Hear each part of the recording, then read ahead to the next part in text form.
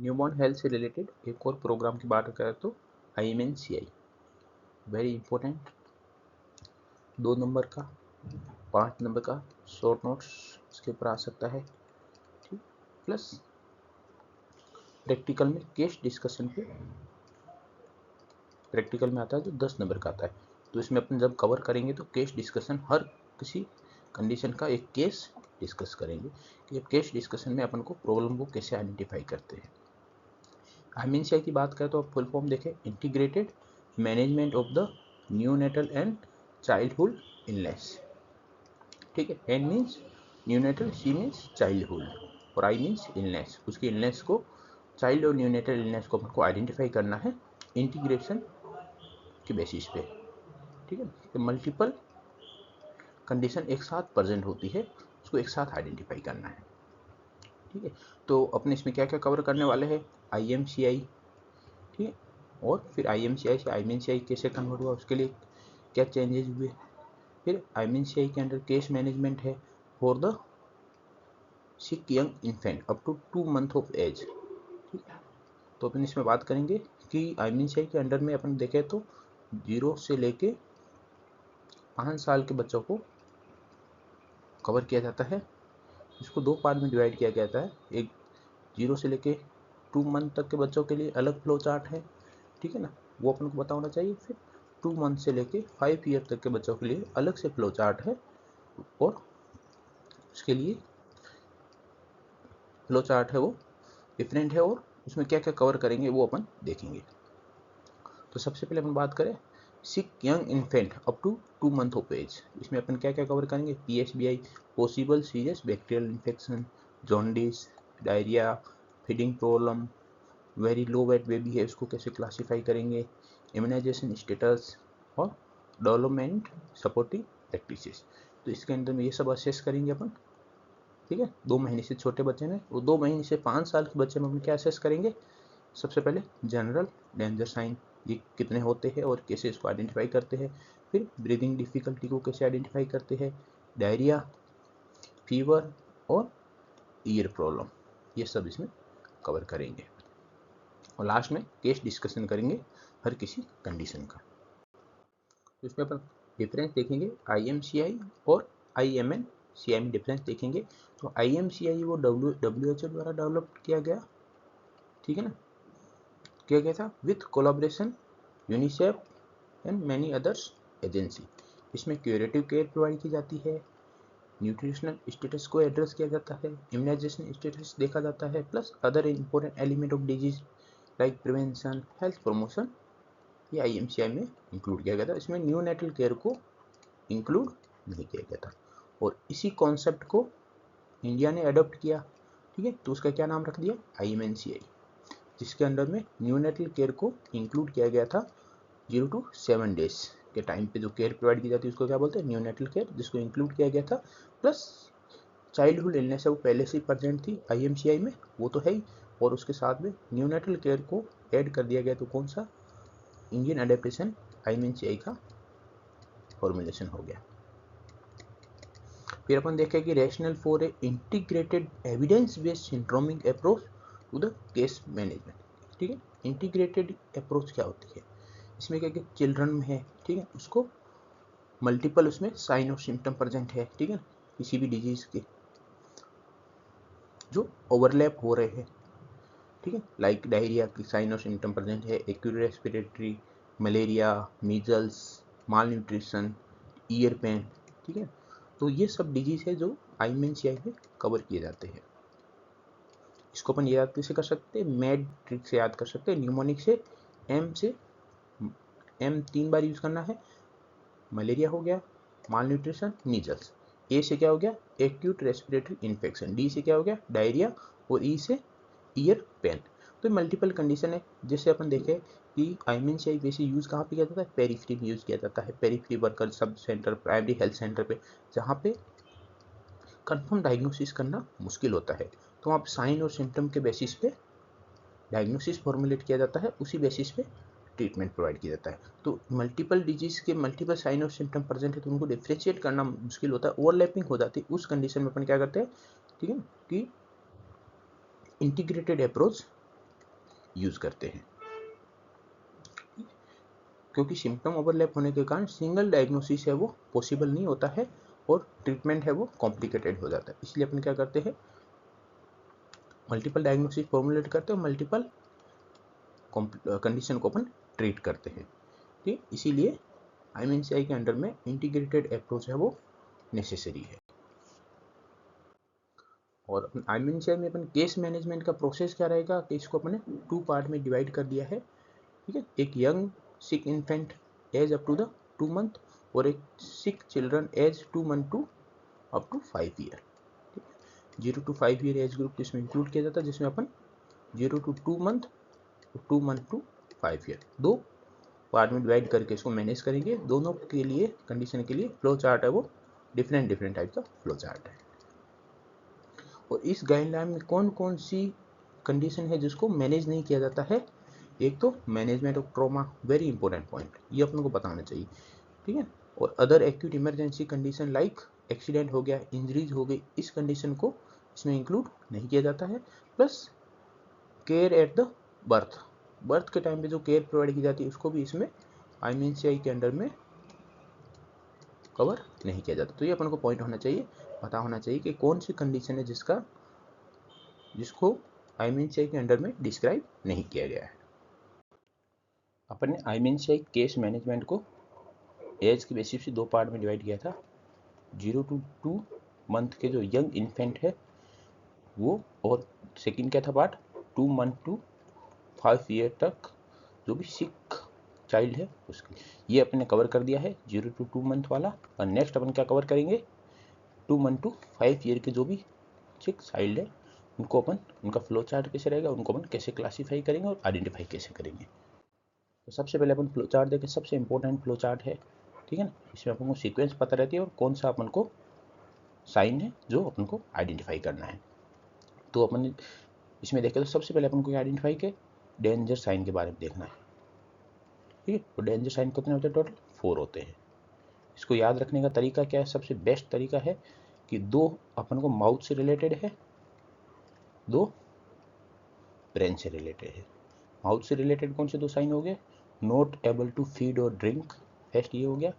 Second हो गया vomit everything, जो भी बच्चे को खिला पिला रहे हैं सब की सब वो उल्टी कर दे रहा है, उसको वोमिट हो रहा है। और अपन ब्रेन से रिलेटेड देखें तो लेथार्जी के अनकॉन्शियस हो गया एक, और सेकंड क्या हो गया, कन्वर्जन या कन्वर्जिंग नाउ के कन्वर्जन, या तो करंट इलनेस उसकी वजह से आ रखा है उसको, या अभी उसको करंट इलनेस की वजह से अभी आ रहा है, उस कंडीशन में ये डेंजर साइन हो गया। दो ब्रेन से रिलेटेड हो गए और 2 माउथ से रिलेटेड हो गए, याद करने का ईजी रहेगा, अपन कभी भूल नहीं सकते। फिर है सेकेंड स्टेप में क्या करेंगे, assess the main symptoms. Main symptom को अपन असेस करने के लिए इसको कैसे याद कर सकते हैं, शुरू में अपन ने बात की थी, ट्रिक की याद की थी कि अपन कौन सी डिजीज करते हैं, MADE। एम अपने क्या था, 3 पार्ट थे एम के, ठीक। इसको भी अपन देखेंगे, उससे पहले अपन ये देख लें कि मेन सिम्टम को कवर करने के लिए इसकी ट्रिक है एक, ठीक है ना, जो अपन को याद रखनी, CDEF, ठीक है। इनसे रिलेटेड अपन 4 मेन सिम्टम है जो असेस करते हैं। सी का क्या मतलब है, कफ या डिफिकल्टी इन ब्रीदिंग। डी का क्या मतलब है, डायरिया। ई का क्या मतलब है, ईयर प्रॉब्लम। और एफ का क्या मतलब है, फीवर। जो अपन शुरू में कवर किया था मैड, उस ट्रिक को यहाँ पे कैसे अपन जस्टिफाई कर सकते हैं। एम मीन्स माल न्यूट्रिशन, ठीक है, मीजल्स और मलेरिया। जैसे आप देख सकते हो फीवर की कंडीशन क्या हो सकता है, उसको फीवर मलेरिया की कंडीशन में आ सकता है, मीजल्स की कंडीशन में आ सकता है। फिर ना ए से क्या हो गया, एक्यूट रेस्पिरेटरी इन्फेक्शन, जिसमें अपन कफ और डिफिकल्टी इन ब्रीदिंग चेक करते हैं। डी का मतलब क्या हो गया, डायरिया हो गया था। डी का मतलब क्या था, ईयर प्रॉब्लम। और एक और एम था, वो क्या था, माल न्यूट्रिशन, जो अपन नेक्स्ट स्टेप में असेस करेंगे। ठीक, जैसे माल न्यूट्रिशन हो गया, ठीक, तो अपना हो गया ना मेड। प्लस माल न्यूट्रिशन के साथ साथ अपन क्या असेस करते हैं, एनीमिया असेस करते हैं, इम्यूनाइजेशन स्टेटस चेक करते हैं, प्लस डेवलपमेंटल गोल है वो प्रॉपरली बच्चा डेवलप हो रहा है, उस गोल को अचीव करा नहीं करा, ये अपन असेस करते हैं। उसके अलावा फिर नेक्स्ट स्टेप में कोई अदर टाइप की, जो अपन ऊपर साइन और प्रॉब्लम देखी, उसके अलावा कोई अदर प्रॉब्लम है उसको भी असेस करते हैं और आइडेंटिफाई करते हैं। आइडेंटिफाई करने के बाद अपन कंडीशन को क्लासीफाई करते हैं, और क्लासीफाई करने के बाद अपन क्या आइडेंटिफाई करते हैं, treatment action on the basis colour coding treatment chart के बेसिस पे अपन ट्रीटमेंट एक्शन को आइडेंटिफाई करते हैं। और कलर कोडिंग के बेसिस पे कितने कलर कोडिंग होती है, 3 कलर कोडिंग चार्ट होता है, वो अपन फ्लो चार्ट के अगले सीक्वेंस में देखेंगे। जिसमें इसमें पिंक हो गया, पिंक में क्या होता है, अर्जेंट रेफरल करना होता है। फिर येलो हो गया जिसमें आउट पेशेंट हेल्थ फैसिलिटी पे ट्रीटमेंट प्रोवाइड किया जाता है। और ग्रीन कलर कोडिंग हो गया जिसमें होम मैनेजमेंट प्रोवाइड किया जाता है। तो सबसे पहले अपन देखेंगे पिंक।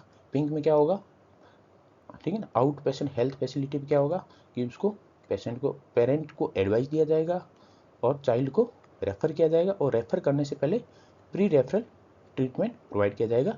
वो अपन हर किसी डिजीज़ को कवर करेंगे, तब अपन देखेंगे प्री रेफरल ट्रीटमेंट में क्या क्या प्रोवाइड किया जाता है। नेक्स्ट अपन देखेंगे अपने चाइल्ड को, सिक चाइल्ड को अपन ने रेफर कर दिया। रेफर करने के बाद क्या होगा, उसका इमरजेंसी ट्रायल्स ट्रीटमेंट ETT, ठीक, डायग्नोसिस होगा, ट्रीटमेंट होगा, मॉनिटरिंग और फॉलोअप की कंडीशन, ठीक। तो ये सब की सब रेफर्ड फैसिलिटी पे ये सुविधाएं प्रोवाइड की जाएगी। फिर अपन देखें कि येलो कैटेगरी में ट्रीटमेंट कहाँ प्रोवाइड किया जाता है, आउट पेशेंट हेल्थ फैसिलिटी पे। तो उसके अंदर कौन कौन से क्या कवर होता है, लोकल इन्फेक्शन को ट्रीट किया जाता है, ओरल ड्रग प्रोवाइड की जाती है डिजीज़ को क्योर करने के लिए, plus advise and teach the care taker को प्रॉपरली काउंसलिंग किया जाता है, और फॉलोअप के रिगार्डिंग बताया जाता है कि आपको कब फॉलोअप के लिए आना है। और होम मैनेजमेंट में देखें तो कौन सी ग्रीन कैटेगरी में प्रोवाइड किया जाता है, इसमें क्या किया जाता है कि ओरल ड्रग दी जाती है, लोकल इन्फेक्शन को ट्रीट किया जाता है, फीडिंग के रिगार्डिंग काउंसलिंग किया जाता है और फीडिंग को कंटिन्यू रखने के लिए बोला जाता है, plus provide the development supportive care, और कब रिटर्न होना है इमीडिएटली, यदि कोई भी कंडीशन वर्स होती है उस कंडीशन में इमीडिएटली रिटर्न लेके आना बच्चे को, प्लस फॉलोअप की रिगार्डिंग बताया जाता है। तो ये किसमें हो गया, होम मैनेजमेंट के पार्ट हो गए, ठीक। तो हम सबसे पहले स्टार्ट करते हैं असेस करना किसमें, 2 मंथ टू 5 ईयर के सिक चाइल्ड में। तो सबसे पहले अपन क्या देखते हैं, जनरल डेंजर साइन। ये कितने होते हैं, टोटल 4 होते हैं, 2 माउथ से रिलेटेड और 2 ब्रेन से रिलेटेड। माउथ से रिलेटेड कौन से हो गए, नॉट एबल टू फीड और ड्रिंक और वॉमिट एवरीथिंग। इसका क्या मतलब है कि एक बच्चा है जो, ठीक है ना, ये child who vomit several time, कि उसको मैक्सिमम टाइम तो उल्टी हो रही है but can hold down the some fluid, ठीक है, और कभी कभी वो उस फ्लूइड को पी पा रहा, तो इसको अपन as a general danger sign में कंसीडर नहीं करेंगे। कब करेंगे, जब बच्चे को सब कुछ अपन जो भी खिला पिला रहे हैं सब की सब वो वॉमिट कर रहा है, उसी कंडीशन में अपन इसको जनरल डेंजर साइन में कंसीडर करेंगे। थर्ड क्या हो गया अपना, ब्रेन से रिलेटेड है जो, ठीक, लेथार्जिक अनकॉन्शियस। लास्ट क्या हो गया, कन्वर्जन या कन्वर्जिंग नाउ। इसमें अपन को एक ध्यान रखना है कि, ठीक है ना, कि कोई पास्ट में कोई इसको इलनेस हुई होगी, ठीक है, उसकी यदि कन्वर्जन की हिस्ट्री है उसको अपन को कंसीडर नहीं करना है, ठीक है। अपन को सिर्फ और सिर्फ कन्वर्जन या कन्वर्जिंग नाउ किसको, करंट इलनेस की वजह से यदि उसको कन्वर्जन आ रहे हैं तभी उसको अपन as a general danger sign consider करेंगे। और जनरल डेंजर साइन यदि किसी भी अपन असेस कर रहे हैं कोई भी, ठीक है ना, कोई भी कंडीशन असेस करें उसमें जनरल डेंजर साइन प्रेजेंट है तो उसको कौन सी कैटेगरी में क्लासीफाई करेंगे अपन, वेरी सीवियर डिजीज, ठीक है। इसमें वेरी सीवियर डिजीज में क्या अपन क्या क्या मैनेजमेंट में अपन इंक्लूड करते हैं कि यदि कन्वर्जन आ रखे अभी तो उस कंडीशन में डायजेपम देंगे और कन्वर्जन को अपन कंट्रोल करेंगे, प्लस क्विकली कंप्लीट असेसमेंट है वो क्विकली असेस करेंगे, उसको आगे रेफर करना है, प्लस प्री रेफरल ट्रीटमेंट अपन प्रोवाइड करेंगे उसको, ठीक है, to treat the prevent the low blood sugar hypoglycaemia को प्रिवेंट करेंगे, तो उसके लिए ब्रेस्ट फीडिंग को कंटिन्यू रखना है, plus keep the child warm and फिर अर्जेंट उसको रेफर कर देना है।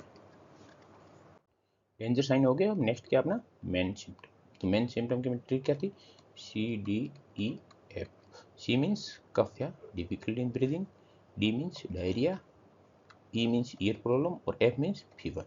तो सबसे पहले अपन क्या कवर करेंगे, C पॉइंट को, कफ और डिफिकल्टी ब्रीदिंग, ठीक है। कौन सी एज ग्रुप में, 2 month to 5 year age group के जितने भी सिक चाइल्ड है उनमें कफ और डिफिकल्टी ब्रीदिंग ये साइन, इसको अपन असेस करेंगे। इसको असेस कैसे करेंगे, सबसे पहले अपन देखें कि, ठीक है ना, ये कफ और डिफिकल्टी ब्रीदिंग कब होता है? जब रेस्पिरेटरी इन्फेक्शन होता है, ठीक है। इसमें कौन से पार्ट अफेक्टेड होते हैं? नोज हो गया, थ्रोट हो गया, लैरिंग्स, ट्रेकिया, एयरवेज, लंग्स, ठीक है, ये अफेक्ट होते हैं। और न्यूमोनिया होता है वो कौन सी कंडीशन है? It infection of the lungs, एक डेंजरस कंडीशन है।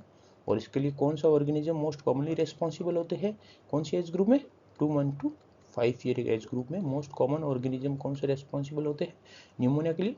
स्ट्रेप्टोकोकस न्यूमोनी और हीमोप्लस इन्फ्लुएंजा, ठीक है।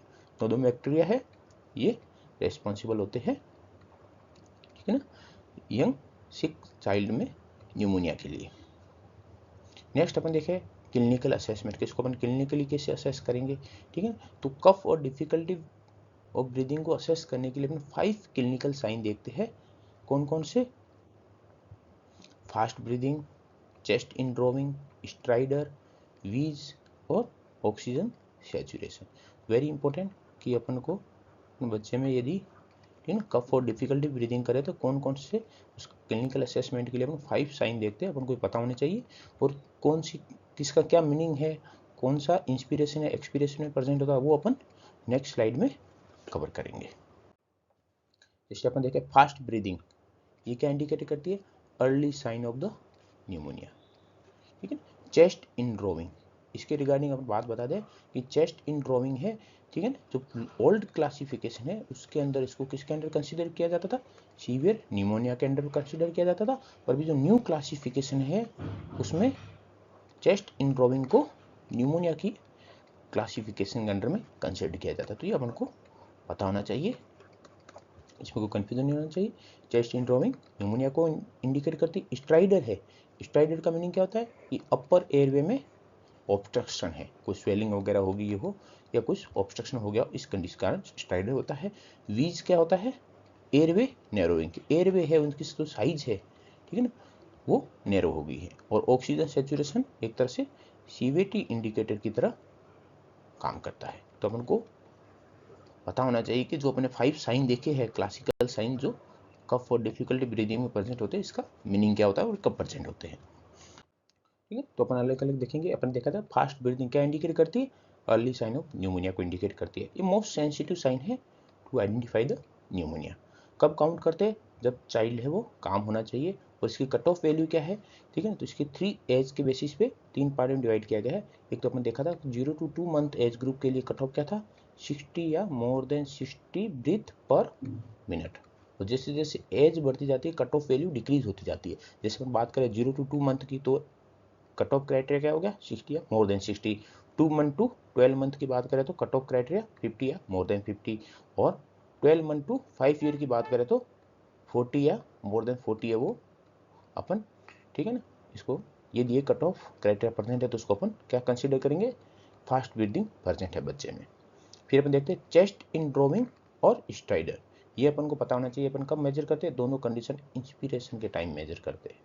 इसमें अपन को कभी कंफ्यूज नहीं हो रहा। और वीजिंग की बात करें, वीज की, ठीक है, वो अपन कब करते? एक्सपीरेशन के टाइम पे मेजर करते। तो ये अपन को क्लियर होना चाहिए।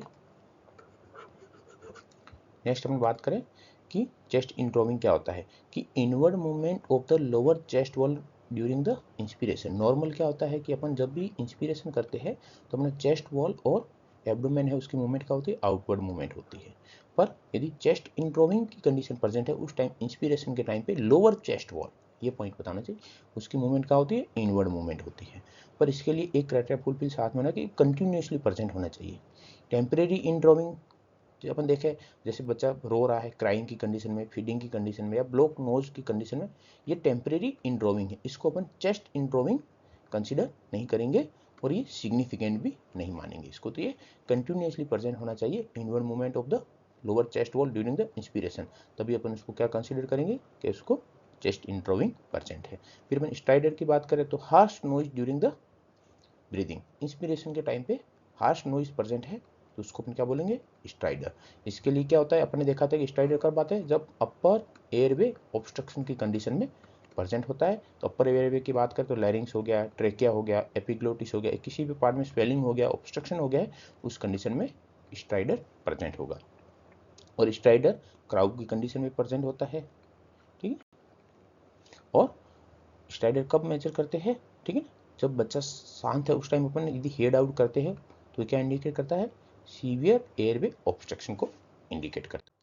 फोर्थ साइन क्या अपना वीज, इसी शुरू के 3 कौन से थे, फास्ट ब्रीदिंग, स्ट्राइडर और चेस्ट इंड्रोविंग, ये अपने शुरू के 3 साइन हो गए। फोर्थ है वीज, ठीक है ना। वीज क्या होता है, इसको अपन कब मेजर करते हैं, ड्यूरिंग द एक्सपीरेशन, ठीक है ना। वीज एक तरह से हाई पिच्ड विस्लिंग या म्यूजिकल साउंड होता है, ठीक है ना, which is heard at the end of the breathing out, ठीक है, एक्सपीरेशन के टाइम इसको मेजर करते हैं, ठीक है ना। और ये क्यों म्यूजिकल साउंड टाइप क्यों आते हैं, क्योंकि एयरवे है वो नैरो हो गया है, इस वजह से जब भी अपन एक्सपीरेशन करते हैं तब विस्लिंग साउंड आती है, और इससे स्टेथोस्कोप की हेल्प से बेहतर सुना जा सकता है। और कब अपन को सुनना है, जब चाइल्ड हो, काम हो, ठीक। और वीजिंग प्रेजेंट है उसके लिए अपन को, ठीक है ना, ब्रोंकोडायलेटर का ट्रायल करना होता है, ठीक है ना, कि वीजिंग के साथ में फास्ट ब्रीदिंग या चेस्ट इंट्रोविंग प्रेजेंट है, उस कंडीशन में अपन को ट्रायल ऑफ द ब्रोंकोडायलेटर, ठीक है, जिसमें रैपिड एक्टिंग इनहेलेड ब्रोंकोडायलेटर देते हैं फॉर 3 टाइम, ठीक है ना, और 15 से 20 मिनट के गैप में। उसके बाद वापस अपन कंडीशन को रीअसेस करते हैं, ब्रीथ को काउंट करते हैं, चेस्ट इंट्रोविंग वापस से देखते हैं, और इसी बेसिस पे अपन इलनेस को क्लासीफाई करते हैं। फिफ्थ साइन क्या था अपना, ऑक्सीजन सैचुरेशन, SpO2 मेजर करते हैं, जिसके लिए अपन पल्स ऑक्सीमीटर का यूज करते हैं, ठीक है ना। यदि SpO2 90 या मोर देन 90 है तो इसको अपन नॉर्मल कंसीडर करेंगे, ठीक। यदि ऑक्सीजन सैचुरेशन लेस देन 90 है, ठीक है ना, इन ए चाइल्ड विद जिसके साथ में कफ और डिफिकल्टी ब्रीदिंग है, तो ये sign of the severe condition को इंडिकेट करता है, सीवियर न्यूमोनिया को इंडिकेट करता है। अपने 4 मेन सिम्टम देखे थे, इसमें से पहला क्या था, कफ एंड डिफिकल्टी ब्रीदिंग। इसको असेस करने के लिए अपने पास 5 मेन सिम्टम थे, उसको अपन ने आइडेंटिफाई कर लिया, कैसे आइडेंटिफाई करते, कैसे मेजर करते वो देख लिया, उसी बेसिस पे, ठीक है, कफ या डिफिकल्टी ब्रीदिंग को क्लासीफाई किया जाता है। कितने पार्ट में, 3 पार्ट में क्लासीफाई किया गया है। पहला है सीवियर न्यूमोनिया, सेकेंड है न्यूमोनिया, और थर्ड कंडीशन क्या है, नो न्यूमोनिया। और सीवियर न्यूमोनिया कब बोलेंगे, जब कोई भी उसके अंदर जनरल डेंजर साइन प्रेजेंट है, या स्ट्राइडर प्रेजेंट है इन काम चाइल्ड, या SpO2 है वो लेस देन 90% है, उस कंडीशन में अपन क्या बोलेंगे, तीनों में से कोई एक कंडीशन भी प्रेजेंट है तो क्या इंडिकेट कर रही है, वो सीवियर न्यूमोनिया को इंडिकेट कर रही है। और क्लासिफिकेशन हो गया, इसके लिए ट्रीटमेंट कैटेगरी क्या होगी, कलर कोडिंग पिंक कैटेगरी, जिसमें अर्जेंट रेफर होता है। रेफर करने से पहले अपन प्री रेफरल ट्रीटमेंट देंगे, जिसमें एंटीबायोटिक प्रोवाइड करेंगे, कौन सी, एम्पिसिलिन और जेंटामाइसिन। कौन सी रूट के थ्रू देते हैं, IM। एम्पिसिलिन की रूट क्या, डोज क्या होता है, 50 mg पर kg, और जेंटामाइसिन की क्या होता है, 7.5 mg पर kg पर डे, मतलब एक दिन में एक ही डोज देना है जेंटामाइसिन का। फिर हाइपोग्लाइसेमिया को प्रिवेंट करना है, उसके लिए ब्रेस्ट फीडिंग है उसको कंटिन्यू रखना है, प्लस शुगर वाटर भी दे सकते हैं 20 to 50 ml की अमाउंट तक, प्लस चाइल्ड को वार्म रखना है, इसके लिए अपन मदर को काउंसिल करेंगे, एडवाइस देंगे, और ऑक्सीजन सप्लाई है वो कंटिन्यूस प्रोवाइड करेंगे जब तक बच्चा को जहाँ पर रेफर किया है, जिस हेल्थ फैसिलिटी तक नहीं पहुँचा, तब तक उसको ऑक्सीजन सप्लीमेंटेशन कंटिन्यूसली मिलना चाहिए। अब न्यूमोनिया की कैटेगरी देखें तो उसको बोलेंगे अपन न्यूमोनिया, जब उसके अंदर चेस्ट इंड्रोविंग और फास्ट ब्रीदिंग दोनों में से कोई एक कंडीशन प्रेजेंट है तो उसको क्या बोलेंगे अपन, न्यूमोनिया। और न्यूमोनिया के लिए क्या treatment, colour coding treatment category है, येलो कैटेगरी। इसके अंदर में क्या करते हैं अपन, सबसे पहले तो एंटीबायोटिक की जरूरत पड़ती है, कौन सी, ओरल एंटीबायोटिक एमोक्सिसिलिन, कितने टाइम के लिए, 5 डेज के लिए, क्योंकि एमोक्सिसिलिन है वो स्ट्रेप्टोकोकस और हीमोफिलन इन्फ्लुएंजा के अगेंस्ट इफेक्टिव एंटीबायोटिक है। नेक्स्ट अपन देखें, यदि वीजिंग की कंडीशन साथ में प्रेजेंट है कि chest indrawing fast breathing plus wheezing की कंडीशन है, उस कंडीशन अपन क्या करेंगे, ट्रायल ऑफ द ब्रोंकोडायलेटर, और ट्रायल करने के बाद एक डिसअपीयर हो जाता है वीजिंग, उस कंडीशन पर इनहेल्ड ब्रोंकोडायलेटर प्रोवाइड करेंगे, कितने टाइम के लिए, 5 डेज के लिए। सेकेंड है कि चेस्ट इंड्रोविंग फास्ट ब्रीदिंग है तो उसमें थ्रोट की कंडीशन को रिलीव करने के लिए सूथ द थ्रोट, ठीक है ना, and relieve the cough with the safe home and remedy. इसमें क्या है, प्रॉपर हाइड्रेटेड रहना है, plus lukewarm water with salt से अपन को गार्गल करना है, ठीक है। और इसके लिए एक पता होना है कि उसकी चाइल्ड की एज कम से कम है, इस कंडीशन में 6 मंथ या उससे लार्ज हो, तभी अपन उसको ये आइडिया देंगे सूथ द थ्रोट का, ठीक है। और कफिंग है वो 14 डेज से ज़्यादा टाइम हो गया प्रेजेंट है, उस कंडीशन में अपन उसको रेफर कर देंगे अस्थमा या टीबी के असेसमेंट के लिए। प्लस मदर को काउंसिल करना है कि आपको कब रिटर्न इमीडिएटली होना है, जनरल डेंजर साइन हो जाता है या कुछ जैसे सांस वास लेने में ज़्यादा दिक्कत होती है तो उसको वापस आपको तुरंत रिटर्न आना है। और फॉलोअप का टाइम क्या होता है इसमें, आफ्टर 2 डेज। तो फॉलोअप के लिए जो जितने भी अपन इलनेस कवर करेंगे, डिजीज कवर करेंगे, हर किसी में फॉलोअप का जो क्राइटेरिया होता है अलग अलग होता है। इसलिए लास्ट में मैंने एक अलग से टेबल बनाई है जिसमें सब इलनेस को इंक्लूड किया गया है, उसमें क्या क्या कंपेयर करके कितने कितने दिन का फॉलोअप रहता है, ठीक है ना, वो सब अलग से अपन कवर करके, तो आपको जो भी कंफ्यूजन होगा वहां जाके दूर हो जाएगा, याद रखने में ईजी रहेगा। थर्ड क्या है अपना, नो न्यूमोनिया। नो न्यूमोनिया कब बोलेंगे, जब उसको कोई भी सीवियर न्यूमोनिया न्यूमोनिया के साइन प्रेजेंट नहीं है, इसका मतलब उसको क्या है, कोल्ड कफ या कोल्ड की कंडीशन प्रेजेंट है, उसको न्यूमोनिया नहीं है।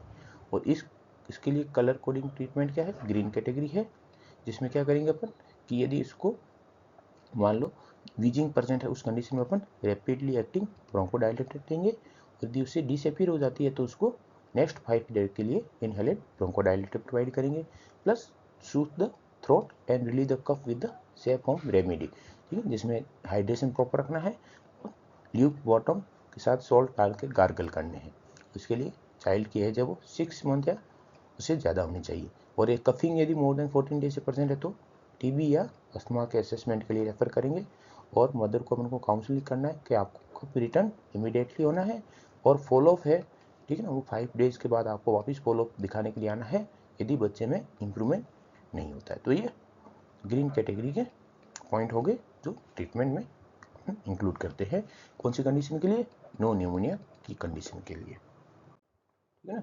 कफ या डिफिकल्टी टू ब्रीदिंग से रिलेटेड अपन एक केस सोल्व करेंगे। केस सोल्व करने से अपन देख ले पहले कि एक सीवियर कैटेगरी का साइन प्रेजेंट है और नॉर्मल कैटेगरी का साइन प्रेजेंट है। तो अपन उसको इलनेस को कौन किस में क्लासीफाई करेंगे, हमेशा सीवियर कैटेगरी में क्लासीफाई करेंगे। इस क्वेश्चन में यह भी अपन देखेंगे। इसमें अपन देखें कि फातिमा की एज अब 18 मंथ ओल्ड है, ठीक है ना, मतलब 2 मंथ टू 5 ईयर के बीच में है, उसमें से भी 18 मंथ है, तो एज इंपॉर्टेंट हो जाती है इसमें, ठीक है। वेट है 11.5 kg है, टेम्परेचर 37.5 डिग्री सेल्सियस है। Physician ask what are the child's problem, the mother said Fatima has been coughing for 6 days and she is having difficulty in breathing, ठीक है। This is the initial visit for the this illness को पहली बार दिखाने आई। The physician checked Fatima for general danger sign, कितने होते हैं, टोटल 4 होते हैं। अपन चारों 1 by 1 चेक करेंगे कि Fatima is able to drink, yes, she is not been vomiting, ठीक है, तो मतलब दोनों दो टाइप के साइन प्रेजेंट नहीं। She had not had the convulsion, मतलब तीसरा भी जनरल डेंजर साइन प्रेजेंट नहीं है।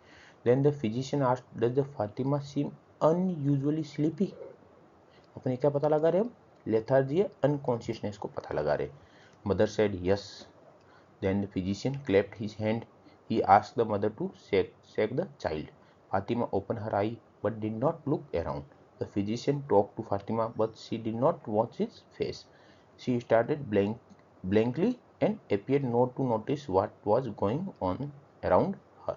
Means वो ड्राउजी है, ठीक है ना, लेथार्जी की कंडीशन में, इसका मतलब एक डेंजर साइन इसमें प्रेजेंट है बच्चे में, ठीक है। The physician asked the mother to lift the Fatima shirt, ठीक है। He then count the number of the breath the child took in the minute, he counted 41 breath per minute. अपना criteria क्या था, 40 या मोर देन 40 अपन क्या consider करेंगे, fast breathing. तो अपना मेन सिम्टम में एक सिम्टम प्रेजेंट है। Physician did not see any chest in drawing, did not here strider, oxygen saturation है वो भी 91% है, यदि लेस देन 90 होता तो उसको अपन कंसीडर करते ये नॉर्मल है, ठीक है। अब इस बेसिस पे अपन को इलनेस को क्लासीफाई करना है अकॉर्डिंग टू द आइमेंशिया। तो अपन यहाँ क्या देखा कि एक जनरल डेंजर साइन प्रेजेंट है और एक फास्ट ब्रीदिंग दो साइन प्रेजेंट है, ठीक है। तो सीवियर कैटेगरी का साइन यदि प्रेजेंट है तो उसको अपन किस में कंसीडर करेंगे, हमेशा सीवियर कैटेगरी में कंसीडर करेंगे, ठीक है। उसके साथ बने न्यूमोनिया का साइन भी प्रेजेंट हो, उससे कोई फर्क नहीं पड़ता, अपन को प्रायोरिटी किसको देना, हमेशा ही सीवियर कैटेगरी को प्रायोरिटी देना है। तो यहाँ पे अपन क्या देखा था, अपन कब बोलेंगे सीवियर न्यूमोनिया, जब कोई भी जनरल डेंजर साइन प्रेजेंट हो या स्ट्राइडर प्रेजेंट हो बच्चे में या SpO2 लेस देन 90 हो, उस कंडीशन में अपन किस में कंसीडर करेंगे, वेरी सीवियर न्यूमोनिया या वेरी सीवियर डिजीज। तो उसमें से एक साइन प्रेजेंट था क्या, लेथार्जी, ठीक है ना। तो उस कंडीशन में अपन ने उसको वेरी सीवियर डिजीज में क्लासीफाई कर दिया। और इसके लिए फिर पिंक कैटेगरी का ट्रीटमेंट होगा, जिसमें प्री रेफरल्स ट्रीटमेंट प्रोवाइड करेंगे, जिसमें एंटीबायोटिक यूज़ करेंगे अपन, और हाइपोथर्मिया को प्रिवेंट कैसे करते हैं वो अपन बताएंगे, और ऑक्सीजन सप्लाई है वो कंटिन्यू प्रोवाइड करेंगे, और बच्चे को वार्म कैसे रखते हैं वो अपन उसके बारे में बताएंगे। तो ये ट्रीटमेंट कैटेगरी हो गई इसकी। अपना अपन मेन सिम्टम की बात कर रहे थे, जिसमें से अपना सी कवर हो गया। नेक्स्ट इसकी बारी डी की, और क्या क्या है, ई और एफ है वो बाद में कवर करेंगे। D means diarrhoea. डायरिया है वेरी कॉमन है कि 6 मंथ टू 2 ईयर के एज ग्रुप में मोस्ट कॉमन होता है। और यदि बच्चे की एज लेस देन 6 मंथ है और काउ मिल्क या फॉर्मूला मिल्क उसको अपन दे रहे हैं, उस कंडीशन में बच्चे को डायरिया होने के चांसेस बहुत ज़्यादा है। अपन चाइल्ड को कब बोलेंगे डायरिया की कंडीशन, जब चाइल्ड है वो लूज या वाटरी स्टूल है वो पास आउट कर रहा है इन लास्ट 24 आवर फॉर 3 या more then 3 time, plus recent changes in the consistency new add हुआ है। ठीक है, कि कोई भी बच्चा दिन में 3 टाइम लूज स्टूल पास कर सकता है, पर जो अपन कंपेयर करेंगे कि जो पहले वो लूज स्टूल पास करा था उसके कंपेयर में उसकी कंसिस्टेंसी में कुछ चेंज हुआ है, यदि यस है तो वो डायरिया को डिफाइन कर रहा है। अपन देखें कि नॉर्मल वर्सेस डायरिया में क्या डिफरेंस हो सकता है। जैसे ब्रेस्ट फीड बेबी है, ठीक है, वो फ्रिक्वेंट सॉफ्ट स्टूल पास करता है, ये नॉर्मल कंडीशन है। पर डायरिया की कंडीशन क्या होगा कि जो स्टूल है वो वाटरी होंगे, प्लस फ्रीक्वेंसी इंक्रीज होगी, प्लस उसकी कंसिस्टेंसी में चेंजेस आएंगे, तो उसी तभी अपन उसको डायरिया की कैटेगरी में डिफाइन करेंगे। अब बात करें कि डायरिया के भी टाइप हो सकते हैं। क्या क्या टाइप हो सकते हैं, एक्यूट वाटरी डायरिया हो सकता है, डिसेंट्री हो सकती है, और परसिस्टेंट डायरिया हो सकता है। तो कौन सी कंडीशन को कब क्या कैसे आइडेंटिफाई करेंगे। Acute watery diarrhoea cholera most commonly इसके लिए रिस्पॉन्सिबल होता है। डिसेंट्री अपन कब बोलेंगे, जब स्टूल के साथ ब्लड प्रेजेंट हो। और परसिस्टेंट डायरिया कब बोलेंगे, जब डायरिया को 14 या उससे ज़्यादा समय हो गया है, ठीक है ना, उस कंडीशन में इसको क्या बोलेंगे अपन, परसिस्टेंट डायरिया। ठीक है, इसमें अपन सबसे पहले अपन देखा था कि 2 मंथ टू 5 ईयर के बच्चे में सबसे पहले अपन क्या देखेंगे, general danger sign. General danger sign के बाद अपन नेक्स्ट स्टेप क्या रहेगा अपना, फोर मेन सिम्टम, जिसमें सबसे पहला क्या था, सी का अपने हो गया कवर। और नेक्स्ट अपन क्या करेंगे, डी का अपन क्लिनिकल असेसमेंट कैसे कर सकते हैं। 3 कंडीशन देखते हैं, एक तो डिहाइड्रेशन देखते हैं, एक ड्यूरेशन ऑफ द डायरिया के डायरिया को हुए भी कितना टाइम हो गया, या क्या उस डायरिया में स्टूल में ब्लड प्रेजेंट है। तो ये 3 चीज़ें असेसमेंट करते हैं। उसमें सबसे पहले अपन क्या देखेंगे, डिहाइड्रेशन। डिहाइड्रेशन को असेसमेंट करने के लिए साइन होते हैं डिहाइड्रेशन को, उनको अपन को आइडेंटिफाई करेंगे, उसी बेस में अपन बोलेंगे कौन से लेवल का डिहाइड्रेशन है। और डिहाइड्रेशन है उसको कितनी कैटेगरी में डिवाइड किया गया, 3 कैटेगरी में, सीवियर डिहाइड्रेशन, सम डिहाइड्रेशन और नो डिहाइड्रेशन।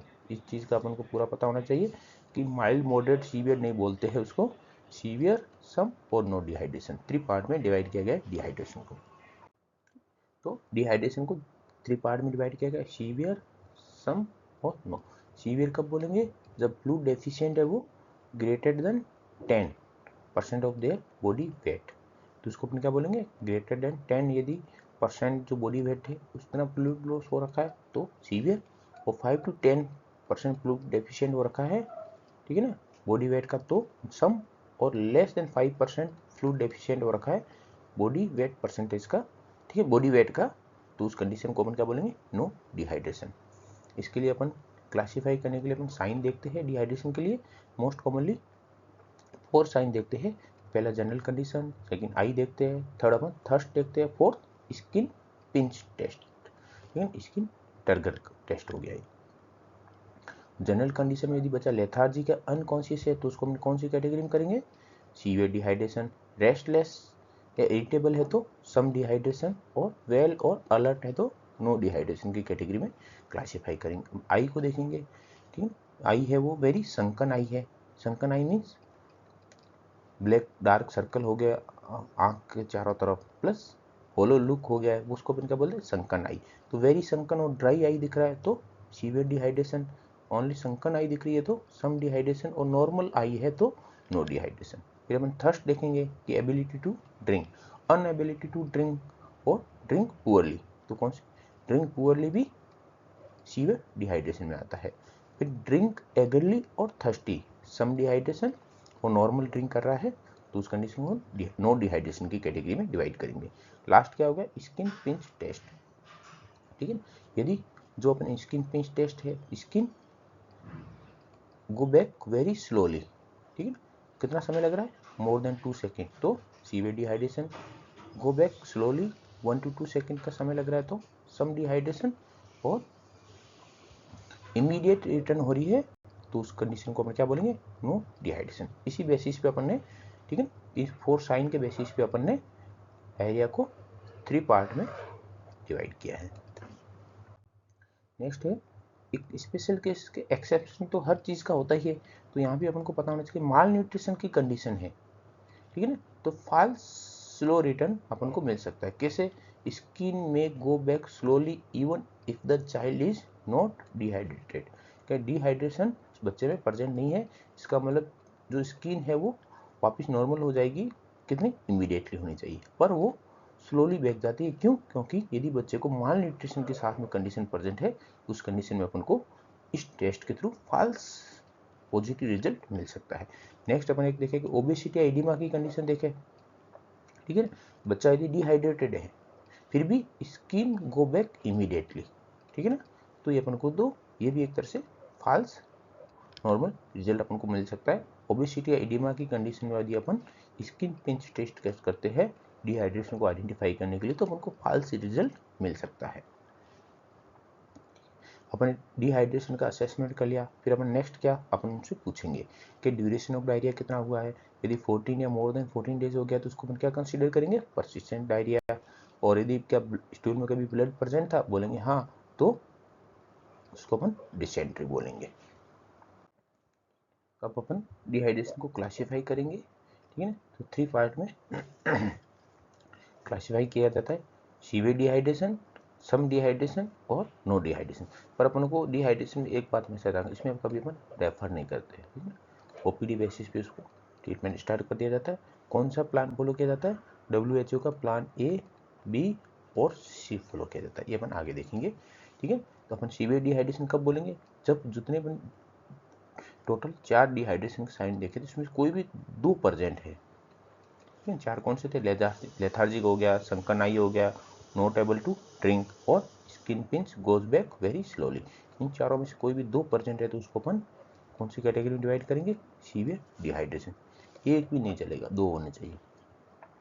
और की ट्रीटमेंट क्या होगा, पिंक कैटेगरी का ट्रीटमेंट हो गया, जिसको अपन WHO ट्रीटमेंट प्लान C के कैटेगरी का जो जैसे फ्लूइड कैसे दिया जाता है, कितने अमाउंट, वो सब कौन सी कैटेगरी में आता है, फ्लोर प्लान C में।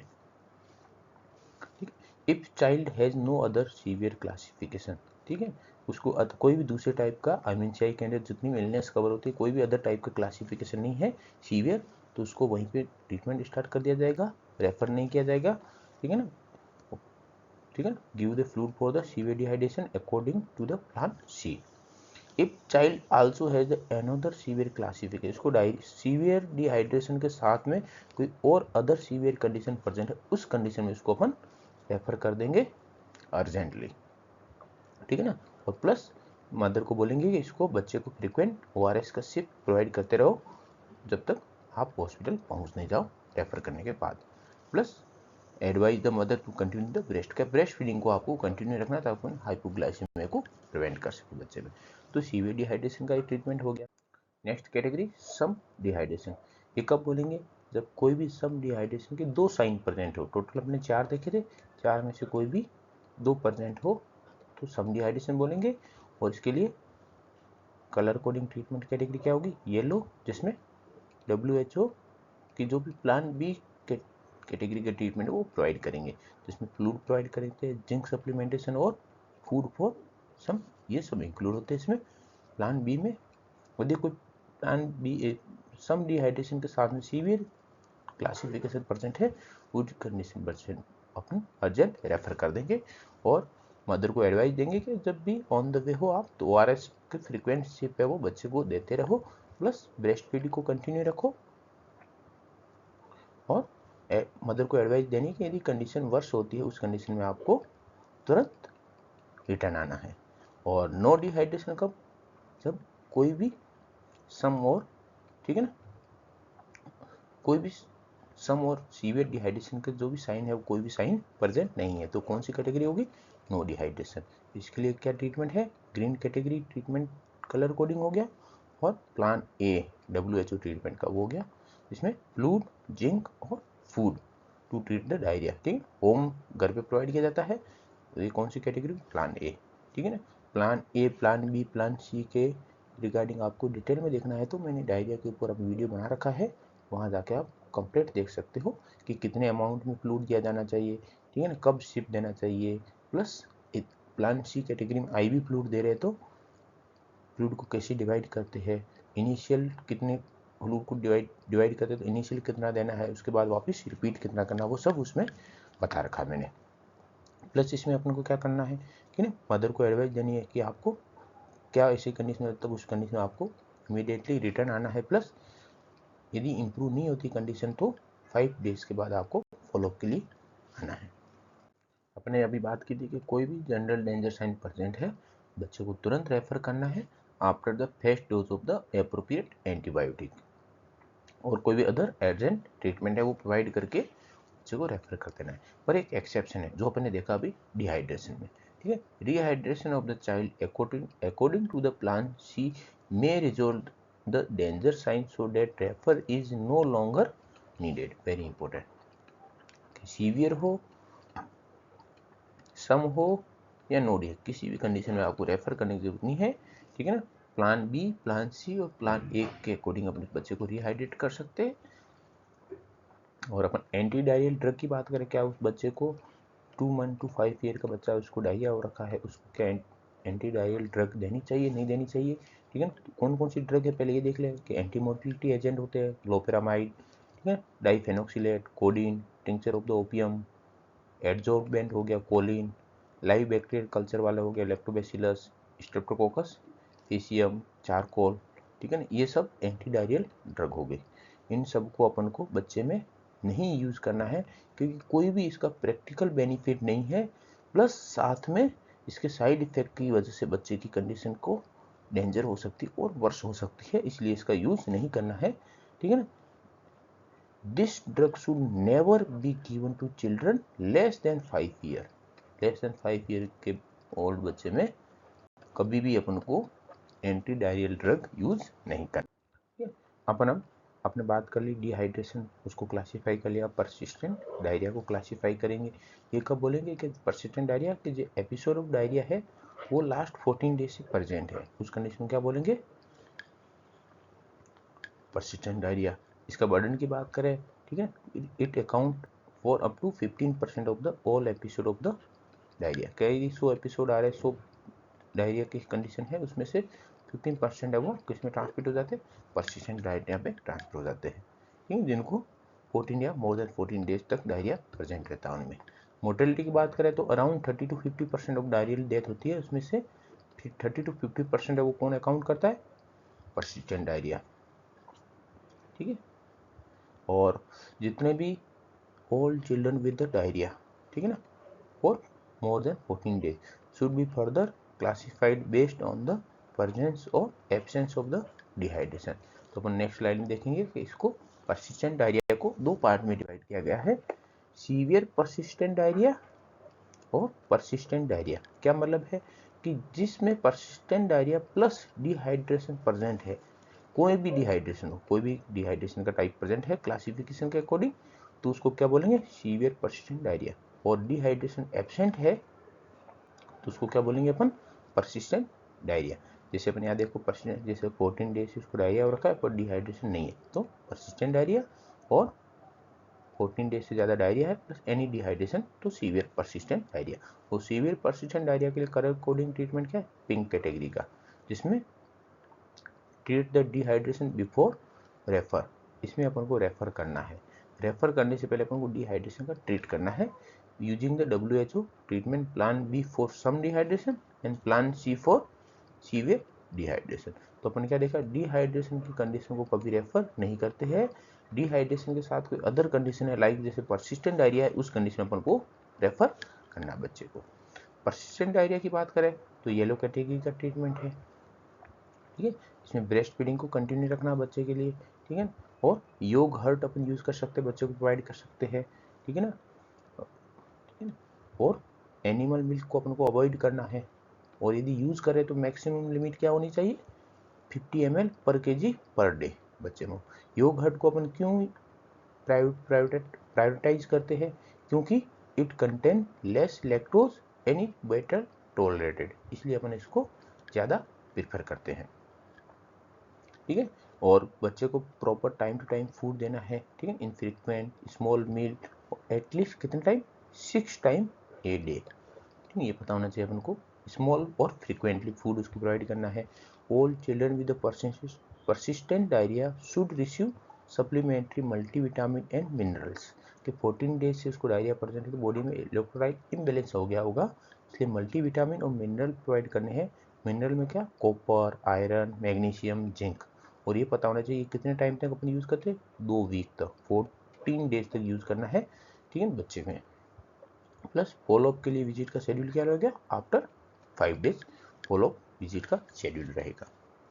डिहाइड्रेशन को क्लासीफाई हो गया अपना, परसिस्टेंट डायरिया क्लासिफिकेशन हो गया, अब डिसेंट्री को अपन क्लासीफाई करेंगे, ठीक है। डिसेंट्री में क्या होता है, meaning diarrhoea with the visible blood stool का, ठीक है ना, डायरिया हो रहा है, उसने लूट स्टूल पास करे, उसके साथ में ब्लड भी प्रेजेंट है।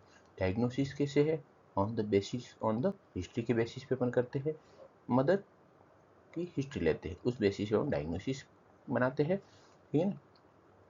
और इन्फेंट और माल नरिश चिल्ड्रन है तो सीवियरिटी है वो इंक्रीज हो जाती है, और डिसेंट्री की वजह से कॉम्प्लिकेशन क्या हो सकता है बच्चे में, डिहाइड्रेशन हो सकता है, माल न्यूट्रिशन हो सकता है, डेथ तक भी हो सकती है, ठीक है। अब इसकी इटियोलॉजी की बात करें तो मोस्ट कॉमन ऑर्गेनिज्म कौन सा रेस्पॉन्सिबल है डिसेंट्री के लिए, सिजेला। तो ट्रीटमेंट की बात करें तो ट्रीटमेंट के लिए कौन सी colour coding category, yellow category, very important, dysentery yellow category, pink में नहीं रखना, अपन को ध्यान रखना है, ठीक है ना। तो इसके अंदर अपन को 4 की element of the dysentery treatment, इसके अंदर क्या क्या है, एंटीबायोटिक यूज करना है, फ्लूइड प्रोवाइड करना है बच्चे को प्रॉपर टाइम पे, फीडिंग कंटिन्यू करनी है, और फॉलोअप की विजिट का शेड्यूल होगा। 4 पॉइंट है, ठीक है ना, जो येलो कैटेगरी, ठीक है, डिसेंट्री की कंडीशन में येलो कैटेगरी के अंदर इंक्लूड किए जाते हैं। एंटीबायोटिक की बात करें सिजेला में कौन सी दी जाती है, सेफिक्सिम देते हैं, कितना 10 mg पर केजी इन, इसको कैलकुलेट करते हैं 2 पार्ट में डिवाइड कर देते हैं, कितने टाइम के लिए, 5 डेज के लिए, प्लस जिंक सप्लीमेंटेशन अपन उसको देते हैं 14 डेज के लिए, और फॉलोअप का शेड्यूल क्या रहता है, आफ्टर 2 डेज। अपन केस की डिस्कशन की बात कर रहे हैं, ठीक है, तो इसमें अपन को एज देखना है, 18 मंथ ओल्ड गर्ल है, इसका वेट हो गया, टेम्परेचर हो गया, सब नॉर्मल है। फिर इसके बाद अपन को जनरल डेंजर साइन के बारे में देखना है, तो इसमें देखा कि एबल टू ड्रिंक नॉर्मली, ठीक है ना, not vomiting, she had not had convulsion, and the कोई भी अनयूजुअली स्लीपी या लेथार्जिक कंडीशन है, तो 4 के 4 जनरल डेंजर साइन इसमें एब्सेंट है। फिर अपन ने उसको हिस्ट्री पूछी, क्या थी, the physician asked does the child have diarrhoea, mother said yes for 3 days, there was no blood in the stool, Fatima's eyes look sunken. The physician asked, do you notice anything different about the Fatima's eyes? The mother said yes, ठीक है ना। Plus he gave mother some clean water in a cup and asked her to offer it to Fatima. When offer, Fatima could not able to drink the water, एक ये sign present हो गया कि उसके ना पानी नहीं पी पा रही वो। When the skin of the Fatima's abdomen is pinched, it went back very slowly, ठीक है। इसी बेसिस पे अपन को इलनेस को आइडेंटिफाई करना अकॉर्डिंग टू IMCI, और मैनेजमेंट प्रोटोकॉल क्या होगा। तो अपन क्या देखा था, एक तो ड्रिंक नहीं कर पा रही है बच्ची, और स्किन पिंच है वो वेरी स्लोली, ठीक है, goes back very slowly, 2 sign present है सीवियर डिहाइड्रेशन के, ठीक है। सीवियर डिहाइड्रेशन कम से कम 2 साइन प्रेजेंट होने, अपन टोटल 4 देखे थे, इसमें से 2 प्रेजेंट होने चाहिए, तो इसको कौन सी कलर कोडिंग कैटेगरी होगी अपने, सीवियर डिहाइड्रेशन।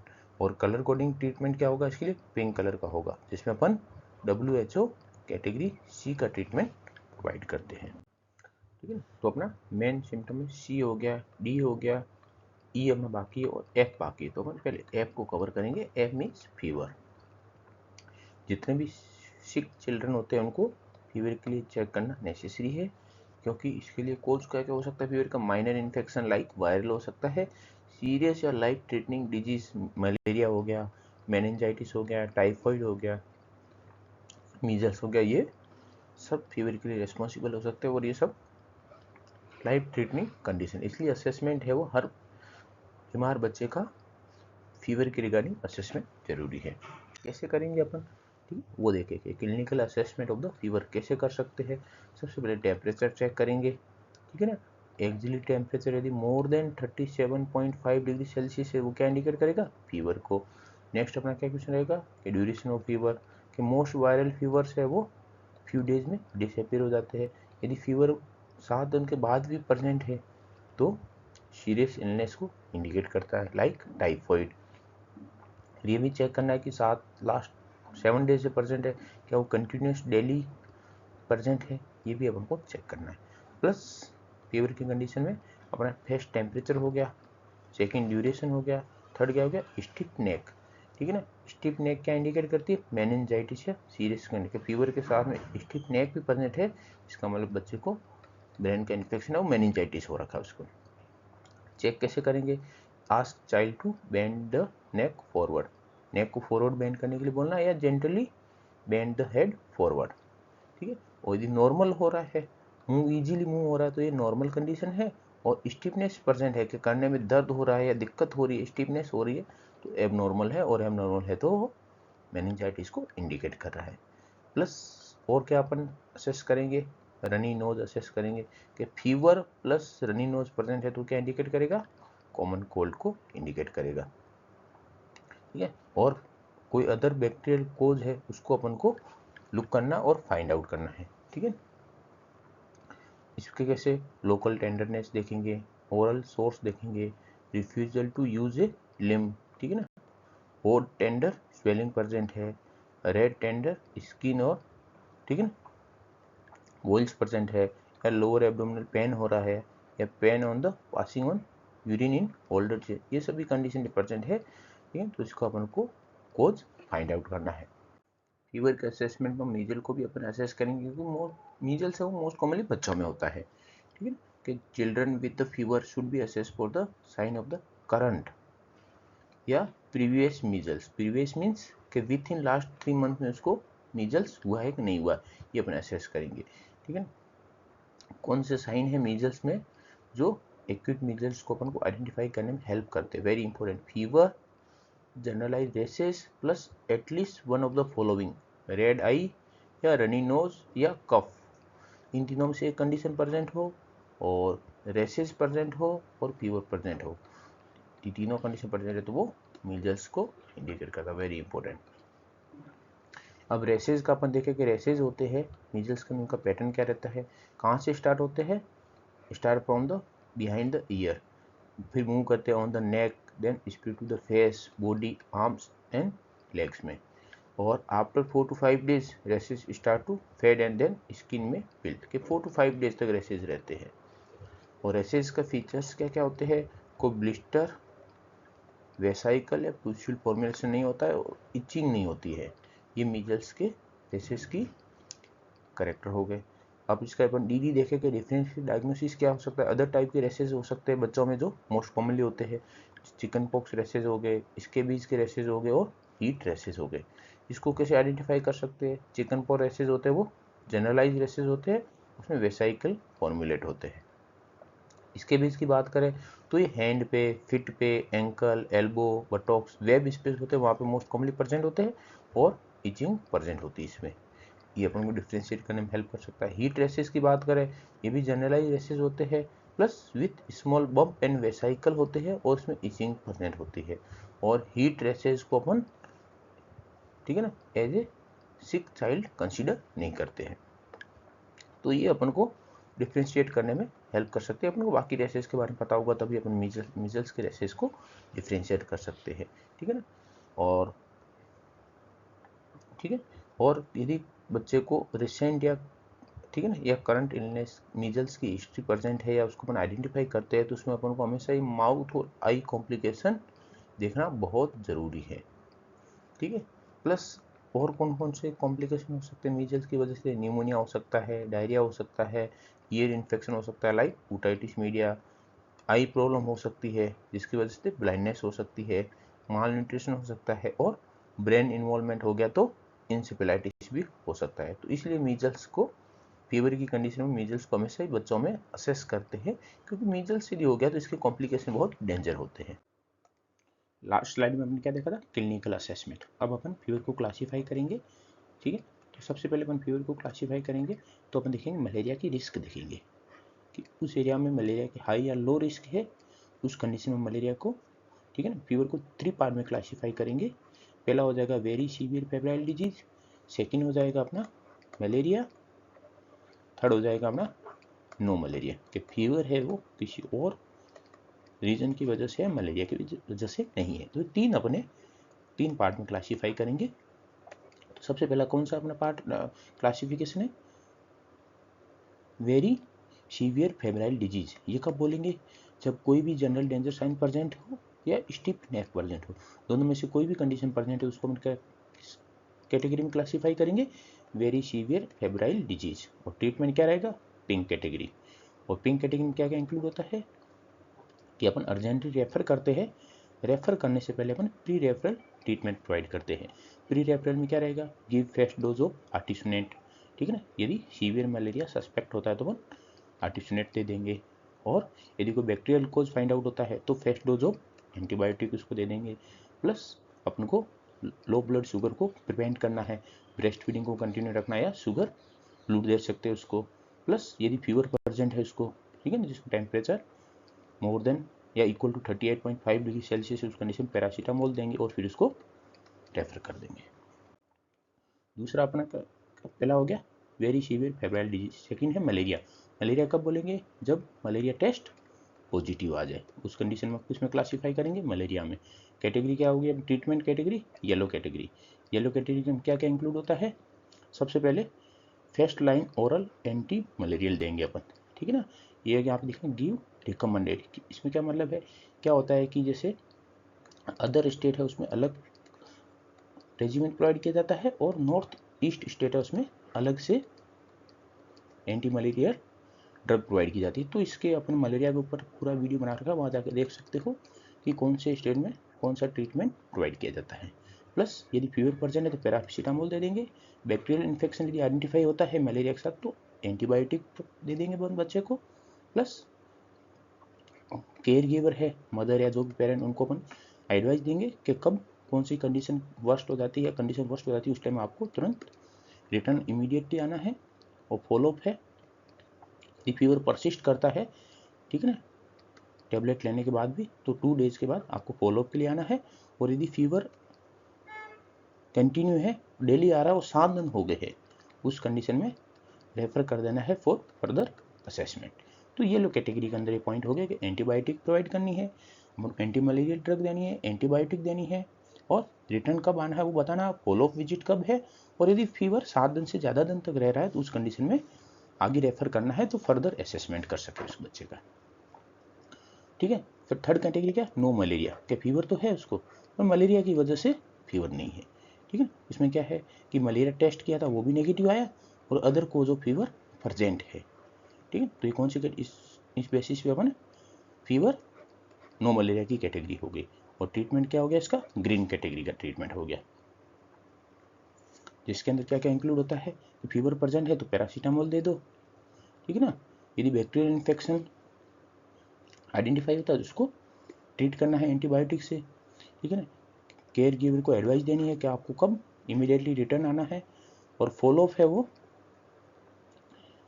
3 डेज में या फिर 2 डेज है, ठीक है।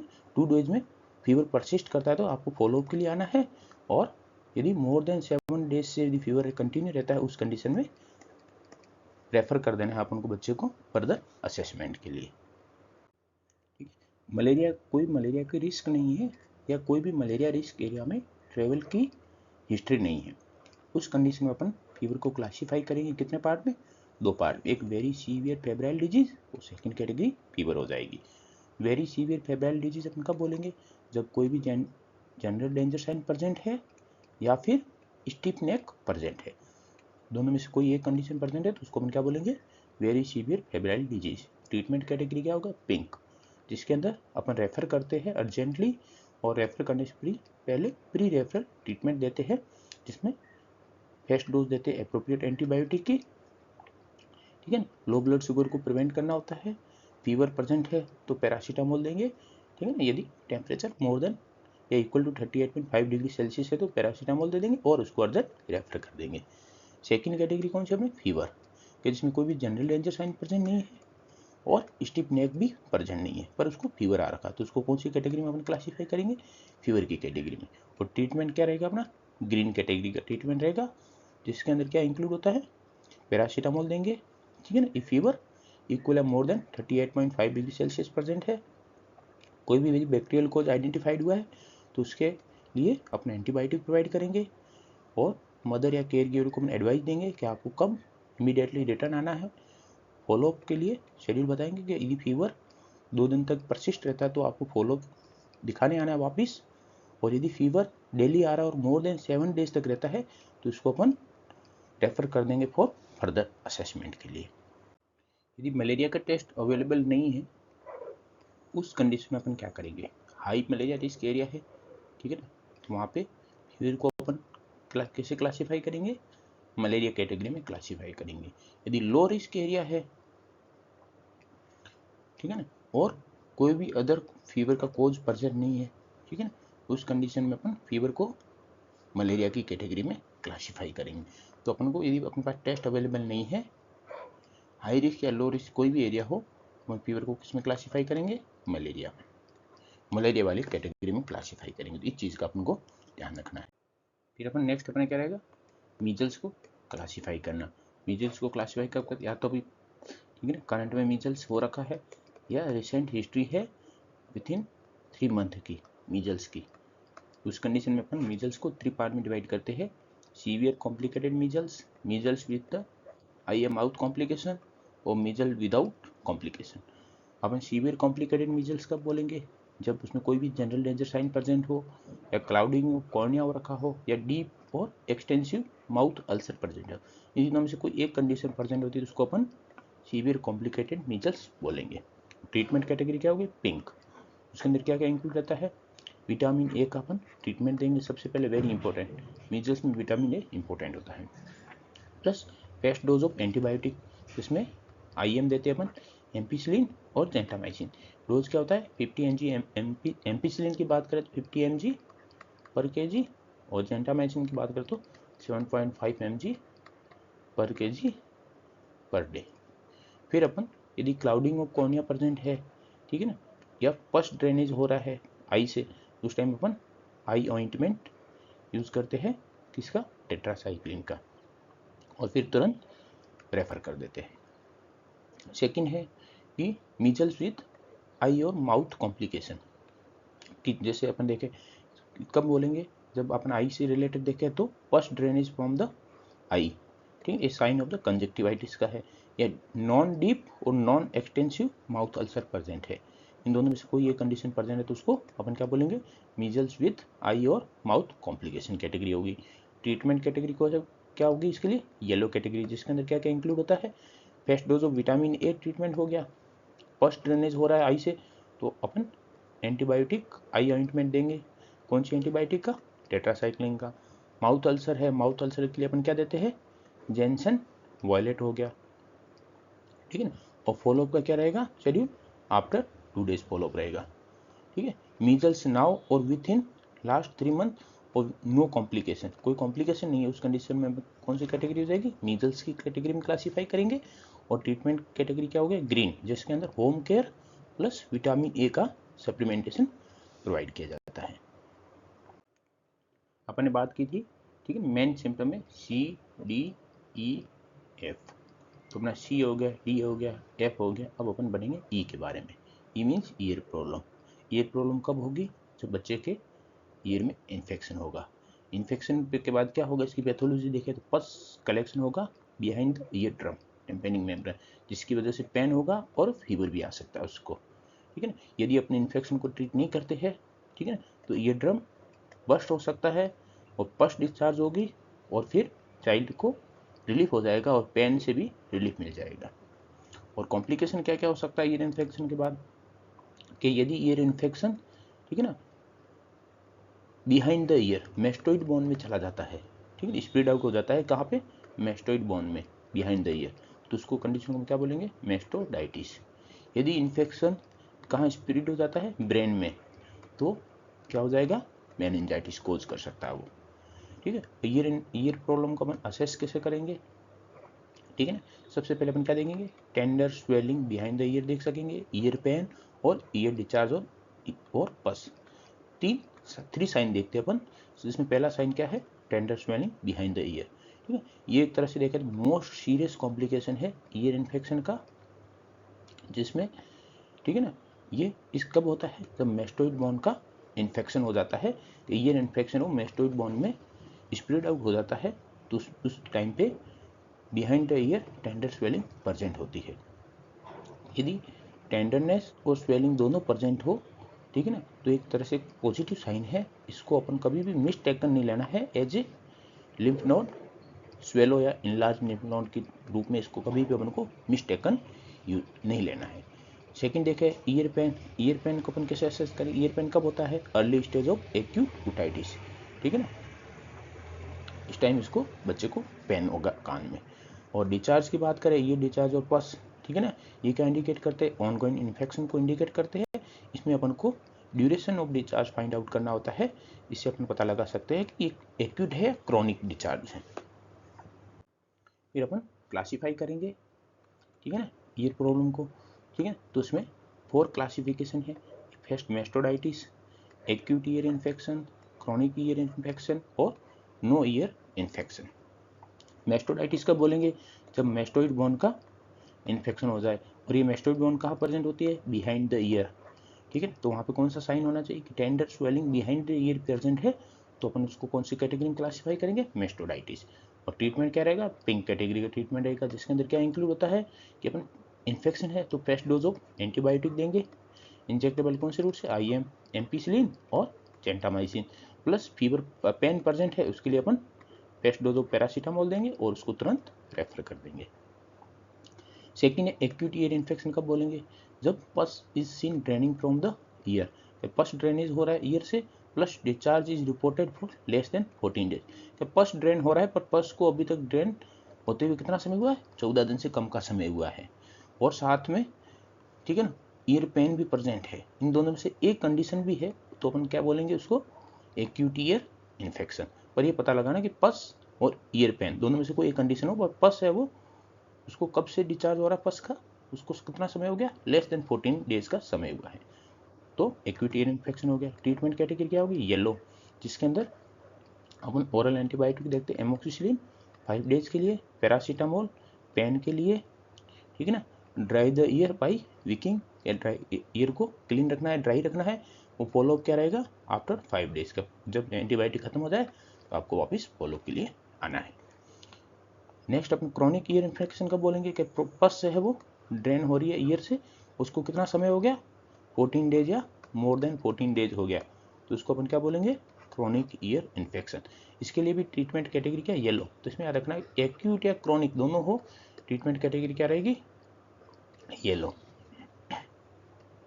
इसके अंदर अपन को क्या रखना ध्यान, कि ईयर को ड्राई रखना है बाई विकिंग, टॉपिकल क्विनोलॉन ये ड्रॉप प्रोवाइड करनी है, कितने टाइम के लिए, 2 वीक के लिए, और फॉलोअप कितना रहेगा, आफ्टर 5 डेज फॉलोअप के लिए आना है, तो इसमें क्या टॉपिकल एंटीबायोटिक देना है अपन को, क्विनोलॉन, ठीक।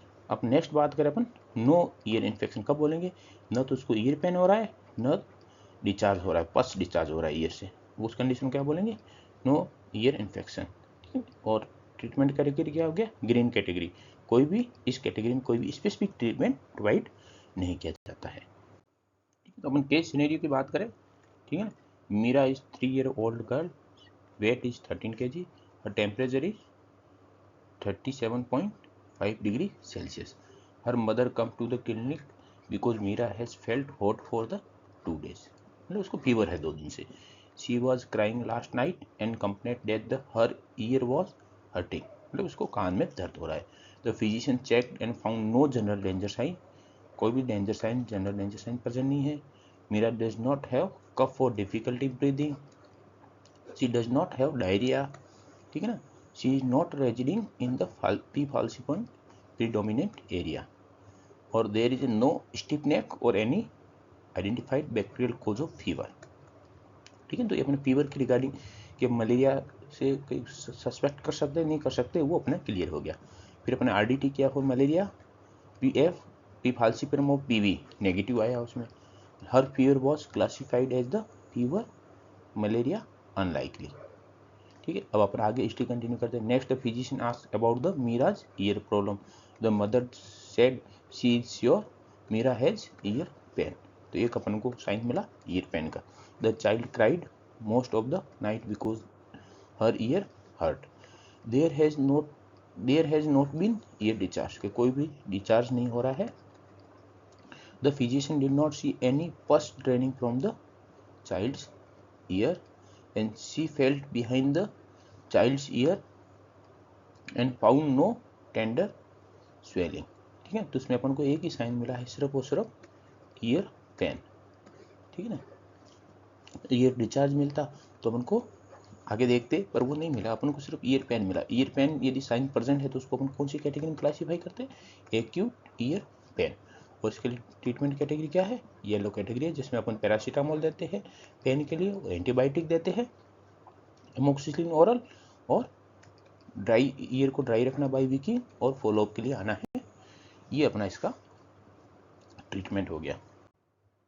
अब नेक्स्ट क्या करेंगे, अपना फ्लो चार्ट में क्या था, checking for the mall nutrition, क्या मैं जनरल डेंजर साइन हो गया, अपने 4 मेन सिम्टम थे वो हो गए। अब अपने आगे क्या रहेंगे, माल न्यूट्रिशन चेक करेंगे, एनीमिया चेक करेंगे, इम्यूनाइजेशन स्टेटस चेक करेंगे, ये सब अपना सीक्वेंस रहेगा। तो अपन माल न्यूट्रिशन की बात करें कि a child may come with the acute illness, ठीक है, but may also have mall nutrition, कि बच्चा बीमार हो गया था तो उसको हर बच्चे में अपन को माल न्यूट्रिशन को चेक करना है।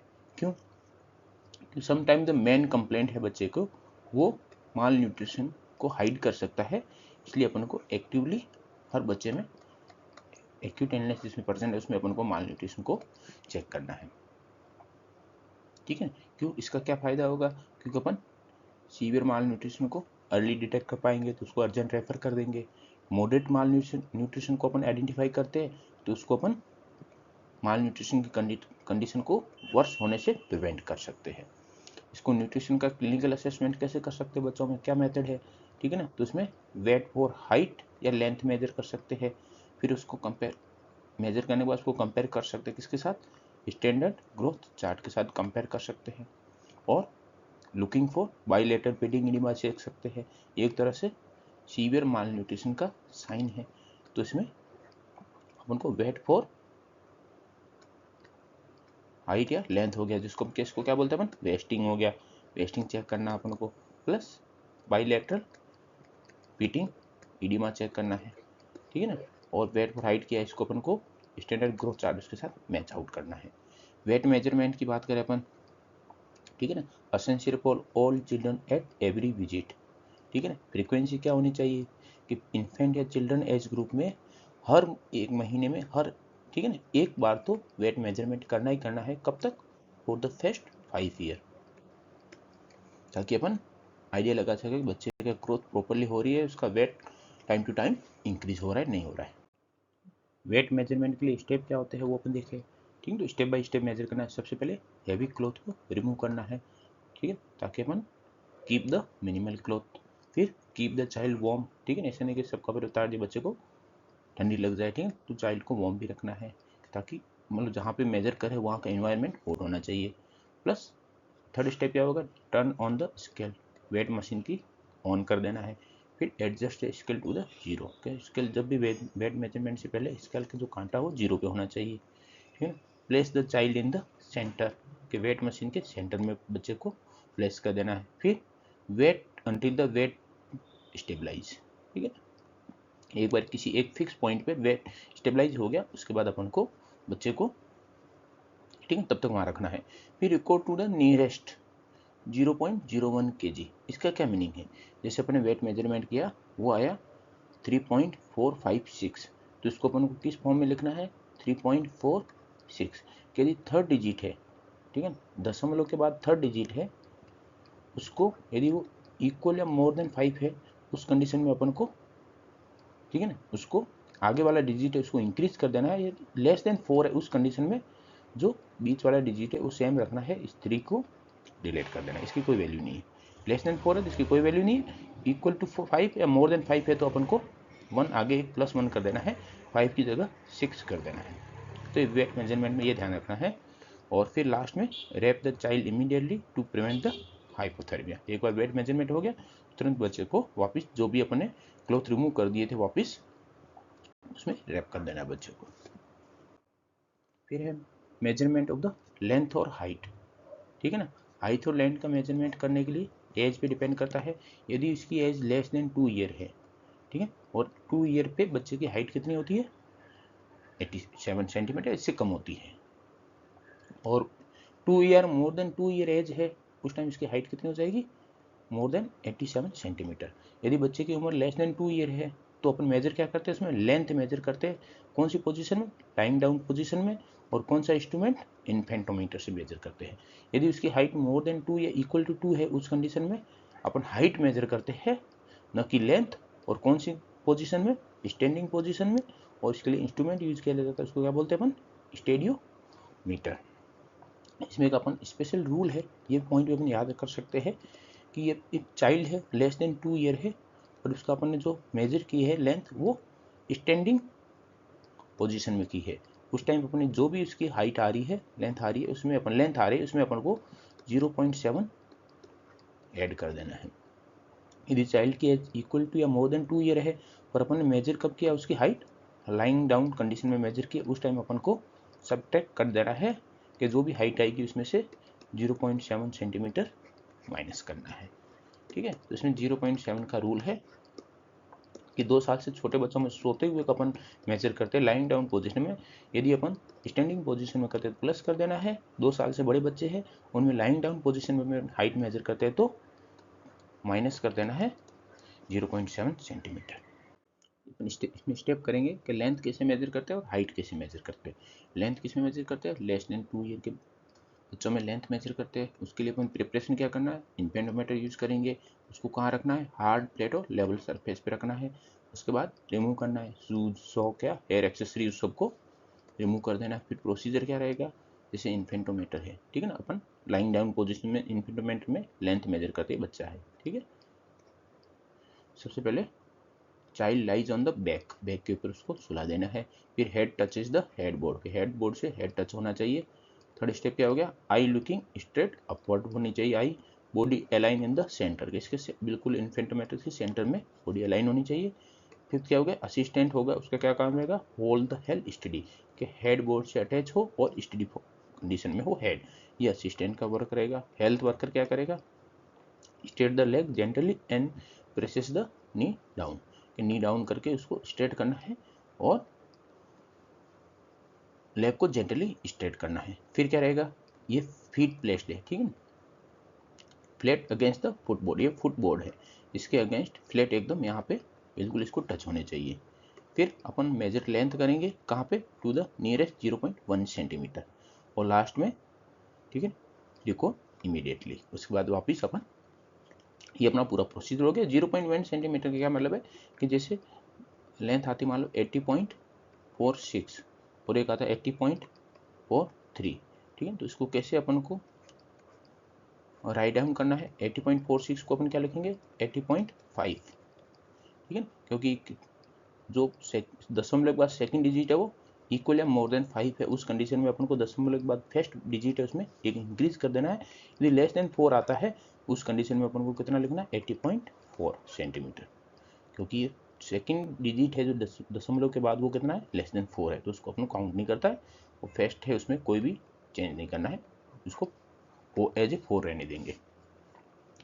हाइट मेजरमेंट के क्या स्टेप होते हैं, ये कब मेजरमेंट करते हैं, 2 या 2 साल से बड़े उम्र की बच्चों में क्या स्टेप रहते हैं। सबसे पहले चाइल्ड स्टैंड अपराइट, मेजर करने का इंस्ट्रूमेंट क्या, स्टेडियोमीटर, उसके पास में उसको अपराइट पोजीशन में खड़ा हो जाएगा। हील टुगेदर, दोनों पाँव साथ में होने चाहिए। बैक एकदम स्ट्रेट होना चाहिए। Heel, buttocks, shoulders, head touch the vertical board, जो ये बोर्ड है वर्टिकल बोर्ड है, स्टडी मीटर इसमें, ठीक है ना, हील्स, बटॉक्स, शोल्डर और हेड है वो सब पार्ट इसको टच करने चाहिए। हेड पोजीशन देखे तो क्या होना चाहिए, लुकिंग स्ट्रेट।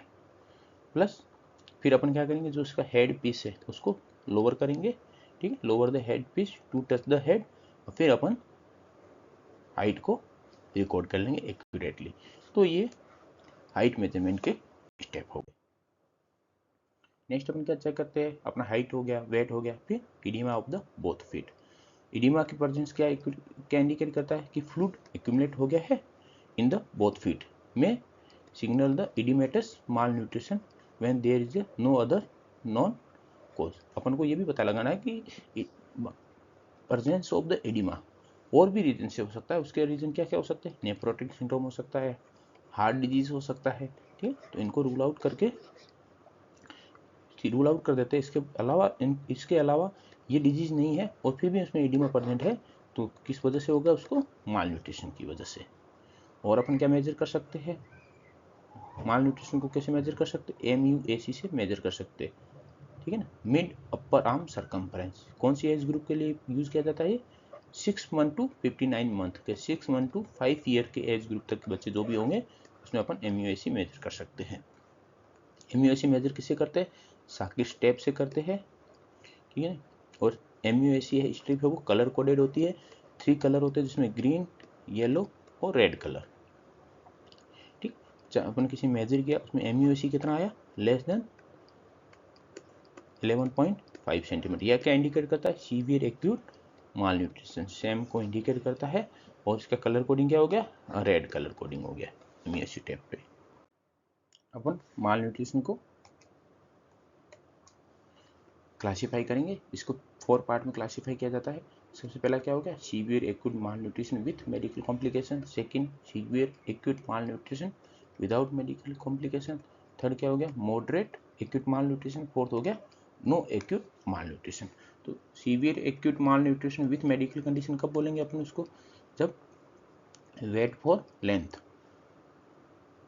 क्या मतलब हुआ, वेस्टिंग बोलते हैं इसको, वेस्टिंग लेस देन -3 SD हो, या फिर MUAC है वो लेस देन 11.5 सेंटीमीटर हो, और oedema of the both feet present हो, प्लस साथ में कोई भी मेडिकल कॉम्प्लिकेशन हो, like any general danger sign, severe कोई भी अदर टाइप का सीवियर क्लासिफिकेशन, या न्यूमोनिया, डायरिया विद डिहाइड्रेशन, या पुअर एपेटाइट, कोई भी कॉम्प्लिकेशन प्रेजेंट हो और इन तीनों में से कोई एक साइन प्रेजेंट हो, तो उसको अपन क्या बोलेंगे, severe acute mall nutrition with medical complication.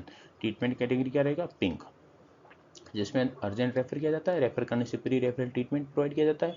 इसमें IM इंजेक्टेबल देते हैं, एंटीबायोटिक कौन सा, एम्पिसिलिन और जेंटामाइसिन।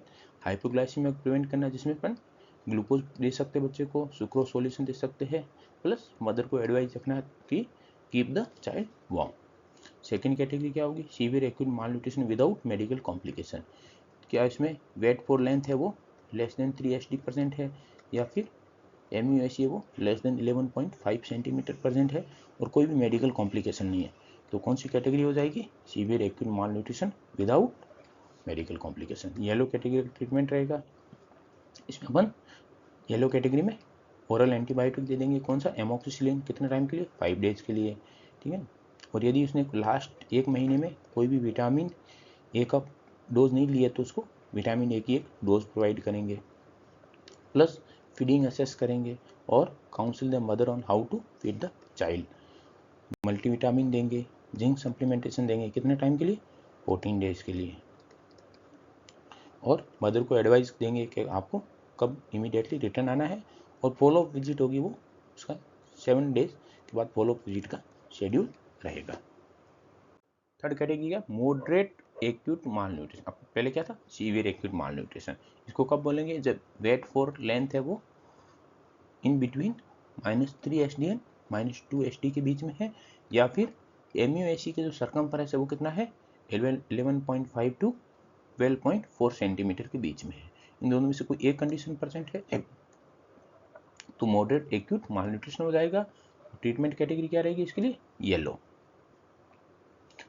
इसके अंदर अपन क्या करेंगे, येलो में क्या रहता है कि अपन चाइल्ड की फीडिंग को असेस करेंगे, प्लस मदर को काउंसिल करेंगे रिगार्डिंग द फीडिंग रिकमेंडेशन। यदि फीडिंग प्रॉब्लम है तो 7 डेज में फॉलोअप के लिए बोलेंगे, plus assess for the possible कि माल न्यूट्रिशन है तो टीबी इन्फेक्शन को भी अपन असेस करना है, प्लस मदर को एडवाइस देना है कि आपको कब इमीडिएटली रिटर्न आना है, और फॉलो अप विजिट रहेगा वो कितना दिन कराएगा, आफ्टर 30 डेज। ये इंपॉर्टेंट है, ठीक है। फीडिंग प्रॉब्लम है तो 7 डेज के बाद रहेगा, और यदि उसको फीडिंग प्रॉब्लम के अलावा, ठीक है ना, उसको मॉडरेट एक्यूट माल न्यूट्रिशन है जिसके लिए फीडिंग प्रॉब्लम रेस्पॉन्सिबल नहीं है, उस कंडीशन में after 30 days follow up visit का शेड्यूल रहेगा। फिर अपन बात करें नो एक्यूट माल न्यूट्रिशन, इसको कब बोलेंगे, जब वेट फॉर लेंथ है वो इक्वल या मोर देन -2 SD है, या MUSC सर्कम्फ्रेंस है वो 12.5 या मोर देन 12.5 सेंटीमीटर है, तो ट्रीटमेंट कैटेगरी क्या हो जाएगी, ग्रीन कैटेगरी। और इसके अंदर क्या इंक्लूड रहेगा, if the child is less than 2 year old then assess the child's feeding and counsel the mother accordingly on the feeding। बच्चा 2 साल से छोटा है तो फीडिंग के बारे में कि उसको फीडिंग की वजह से दिक्कत हो रही है, ठीक, तो उस फीडिंग के रिगार्डिंग मदर को अपन काउंसिल कर देंगे, ठीक है। इसमें अपन माल न्यूट्रिशन हो गया, अब अपन क्या करेंगे, नेक्स्ट एनीमिया चेक करेंगे, ठीक है। All children must be check for anaemia because it is very common in developing country, और इंडिया अभी क्या अपनी डेवलपिंग कंट्री, इसलिए हर बच्चे में कोई बीमार बच्चा उसमें उनको एनीमिया चेक करना बहुत ज़रूरी है। अपने इंडिया में देखें एक मोस्ट कॉमन कोज क्या हो सकते हैं, न्यूट्रिशन डेफिशिएंसी, जिसमें मोस्ट कॉमनली आयरन हो गया, और पैरासाइटिक इन्फेक्शन, वर्म्स इन्फेक्शन हो गए, जिसकी वजह से ब्लड लॉस हो सकता है और एनीमिया होने के चांसेस इंक्रीज हो जाते हैं। अब एनीमिया का असेसमेंट कैसे करेंगे क्लिनिकली, सबसे पहले पामर पेलर देखेंगे। कैसे देखते हैं कि चाइल्ड का हैंड है वो पाम है वो जेंटली होल्ड करना है। इसमें अपन को एक चीज़ का ध्यान रखना है, फिंगर को स्ट्रेच नहीं करना है, वरना ब्लड फ्लो रिड्यूस हो सकता है और अपन फॉल्स पेलर मेजर हो जाएगा अपना। तो अपन को ध्यान रखना है कि पेलर को एकदम एक्यूरेट मेजर करना है, तो फिंगर को स्ट्रेच नहीं करना है और पाम को जेंटली होल्ड करना है। फिर इसको कंपेयर करना है, अपने हाथ के साथ कंपेयर कर सकते हो या एक अदर चिल्ड्रन के साथ कंपेयर कर सकते हो, उसको आपको अपन पेलर का आइडिया लग जाएगा। एनीमिया को अपन 3 कैटेगरी में डिवाइड करते हैं, सीवियर एनीमिया, एनीमिया और नो एनीमिया। सीवियर एनीमिया अपन कब बोलेंगे, जब सीवियर पामर पेलर प्रेजेंट है और हीमोग्लोबिन कितना होता है उस कंडीशन में, लेस देन 7 ग्राम डेसीलीटर। इंपॉर्टेंट पता होना चाहिए अपन को, इसी लेस देन 7 ग्राम डेसीलीटर प्रेजेंट है तब उसको हम क्या बोलेंगे, सीवियर एनीमिया। ट्रीटमेंट कैटेगरी क्या होगी, पिंक कैटेगरी, अर्जेंट रेफर करते हैं और वहाँ पे ब्लड ट्रांसफ्यूजन और मॉनिटरिंग की रिक्वायरमेंट होगी उसको बच्चे को। सेकंड कैटेगरी एनीमिया, एनीमिया कब बोलेंगे, जब उसमें सम पामर पेलर प्रेजेंट है, उसमें हीमोग्लोबिन कितना होगा 7 to 10.9 ग्राम डेसीलीटर की रेंज में है, ठीक है। और इस कंडीशन में अपन को क्या क्या असेस कर सकता है, फीडिंग प्रॉब्लम, न्यूट्रिशनल स्टेटस और वर्म इन्फेस्टेशन है, ये तीनों को अपन को असेस करना है।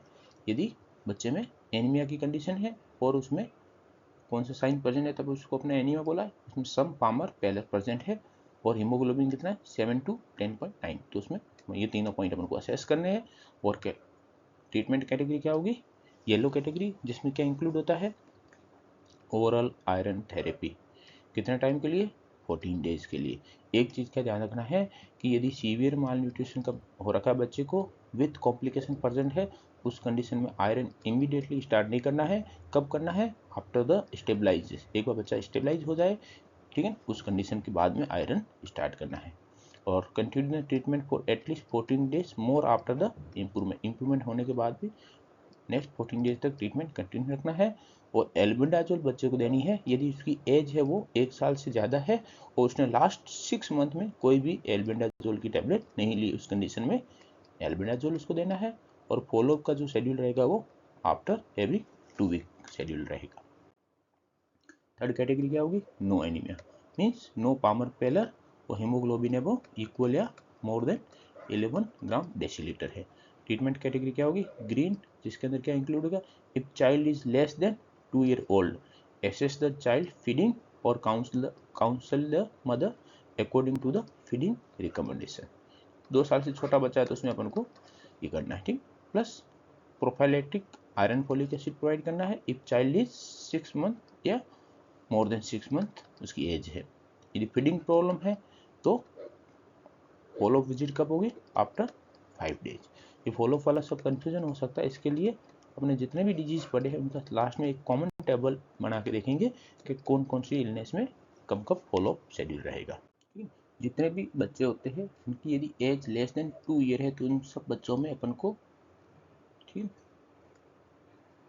एनीमिया की या वेरी लो वेट की कंडीशन क्लासिफिकेशन में उसको क्लासीफाई किया तो उनमें अपन को फीडिंग असेस करना नेसेसरी है। तो उसने लेस देन 2 ईयर के बच्चों में यदि बच्चे को क्लासीफाई किया, उसको एनीमिया या वेरी लो वेट की कैटेगरी में क्लासीफाई किया है, तो उस कंडीशन में अपन को उसका फीडिंग प्रॉब्लम को असेस करना जरूरी है, क्योंकि ये कंडीशन फीडिंग प्रॉब्लम की वजह से भी अकर हो सकती है। जब केस सिनेरियो की बात करें कि अमित है, 9 मंथ ओल्ड है, वेट 7 kg है, टेम्परेचर 36.8 डिग्री सेल्सियस है, उसकी माँ उसको क्लिनिक लाई, ठीक है ना, क्योंकि उसको डायरिया रखा था, ठीक है, कोई भी जनरल डेंजर साइन उसमें प्रेजेंट नहीं था और कोई भी कफ या डिफिकल्ट ब्रीदिंग नहीं थी, ठीक है, डायरिया उसको लास्ट 5 डेज से प्रेजेंट था, तो उसको क्लासीफाई किया तो कौन सी कैटेगरी में हुआ, डायरिया विथ सम डिहाइड्रेशन में।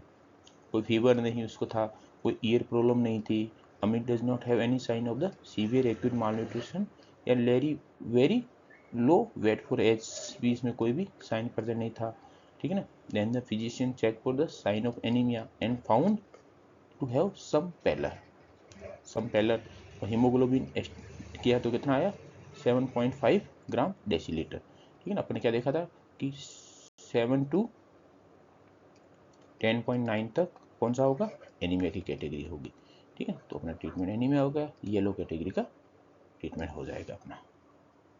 नेक्स्ट अपन क्या करेंगे, इम्यूनाइजेशन, विटामिन ए और folic acid supplementation status check करेंगे, ठीक है ना। Every sick child must be check for the immunisation, कि बच्चा बीमार हो रखा है, क्या उसको हो सकता है उसके घर वालों ने उसको वैक्सीनेशन डिले कर रखा हो या वैक्सीनेशन नहीं दे रहे हो, तो इस कंडीशन के अपन को चेक करना बहुत ज़रूरी है।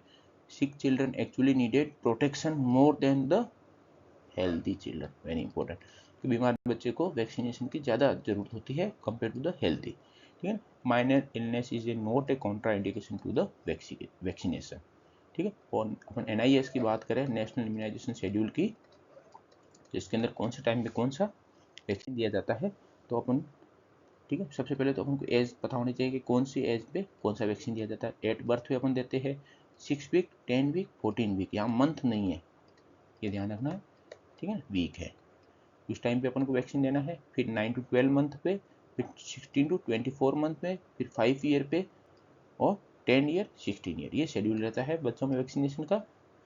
इसको याद कैसे करेंगे, एट बर्थ पे कितने वैक्सीन देते हैं 3, 6 वीक पे कितने 5, फिर 10 वीक पे कितना 3, फिर 14 वीक में 5, 3 5 3 5 का ये एक याद कर सकते हो आप। 3 कौन से हो गए, BCG हो गया, OPV 0, हेपेटाइटिस बी हो गया। फिर 5 की अपन बात करें, 6 वीक पे देते हैं अपन, OPV 1 हो गया, पेंटा 1 हो गया, रोटा 1 हो गया, FIPV 1 हो गया और PCV 1 हो गया, टोटल 5 हो गए। और पेंटावेलेंट के अंदर कितने वैक्सीन होते हैं, 5 होते हैं। कौन कौन से, DPT हो गया, HIV हो गया, इन्फ्लुएंजा बी और हेपेटाइटिस बी वैक्सीन हो गया, 5 इंक्लूड करते हैं। तो इसको अपन सबको साथ में कॉम्बिनेशन में देते हैं तो अपन एक ही काउंट करते हैं, ठीक है। तो इसमें टोटल कितने हो गए 5। फिर 10 वीक पे 3 वैक्सीन देने, OPV 2, पेंटा 2, रोटा 2, ये दोनों रिमूव कर देने कब, 10 वीक पे। फिर 14 वीक पे वापस इन दोनों को ऐड कर देना है, तो वहाँ पे टोटल वैक्सीन कितने हो गए 5 हो गए, OPV 3, पेंटा 3, रोटा 3, FIPV 2, PCV 2, ठीक है। अब फिर 9 to 12 मंथ में क्या देते हैं अपन, MR1 देते हैं, MR1 के साथ JE1 देते हैं, JE1 कहाँ देते हैं, जहाँ पे JE एंडेमिक है, प्लस PCV बूस्टर देते हैं, कि PCV की 2 वैक्सीन हो गया था, अब थर्ड किस फॉर्म में देंगे, बूस्टर फॉर्म में देंगे। और क्या देते हैं 9 मंथ में, FIPV 3, कि FIPV की 2 डोज हो गई थी, थर्ड डोज देनी है, वो नॉर्मल थर्ड डोज देके FIPV का कोर्स कंप्लीट हो जाएगा 9 मंथ पे। फिर 16 to 24 मंथ की बात करें तो MR1 हो गया, फिर MR2 देना है, JE2 देना है, और यहाँ पे DPT बूस्टर 1 और OPV booster, very important, 16 to 24 month में OPV और DPT बूस्टर देते हैं। फिर 5 ईयर पे क्या देते हैं, second dose of the DPT booster, और 10 ईयर पे TD1 और 16 ईयर पे TD2। इसके बाद हर 10 साल के बाद अपन को TD को रिपीट करते रहना है। नेक्स्ट, ठीक है। इम्यूनाइजेशन की बात करें इन सिक चिल्ड्रन, ठीक है, अलाउड है। माइल्ड इलनेस जी फीवर हो गया, कफ हो गया, डायरिया हो गया, इसमें कंडीशन अपन यूज़ कर सकते हैं, कोई कॉन्ट्राइंडिकेशन नहीं है। और माल नरिश चिल्ड्रन है उसमें भी अपन यूज़ कर सकते हैं, ये भी वैक्सीनेशन के लिए कॉन्ट्राइंडिकेशन नहीं है। कब अपन को डिले करना है या अवॉइड करना है वैक्सीनेशन को, ठीक है ना, children who are being referred urgently to the hospital, ये जो अर्जेंट रेफर करना है, कोई सीवियर क्लासिफिकेशन में डिक्लासीफाई किया अपन ने उस बच्चे को, तो उस कंडीशन में अपन डिले कर सकते हैं। और लाइव वैक्सीन है वो कॉन्ट्रा इंडिकेटेड होते कब, यदि कोई बच्चा इम्यून डेफिशिएंसी डिजीज है या इम्यूनोसप्रेसिव थेरेपी चल रही है या कोई मेलिग्नेंसी है या रेडिएशन थेरेपी चल रही है, उस कंडीशन में अपन लाइव वैक्सीन यूज नहीं कर सकते बच्चों में।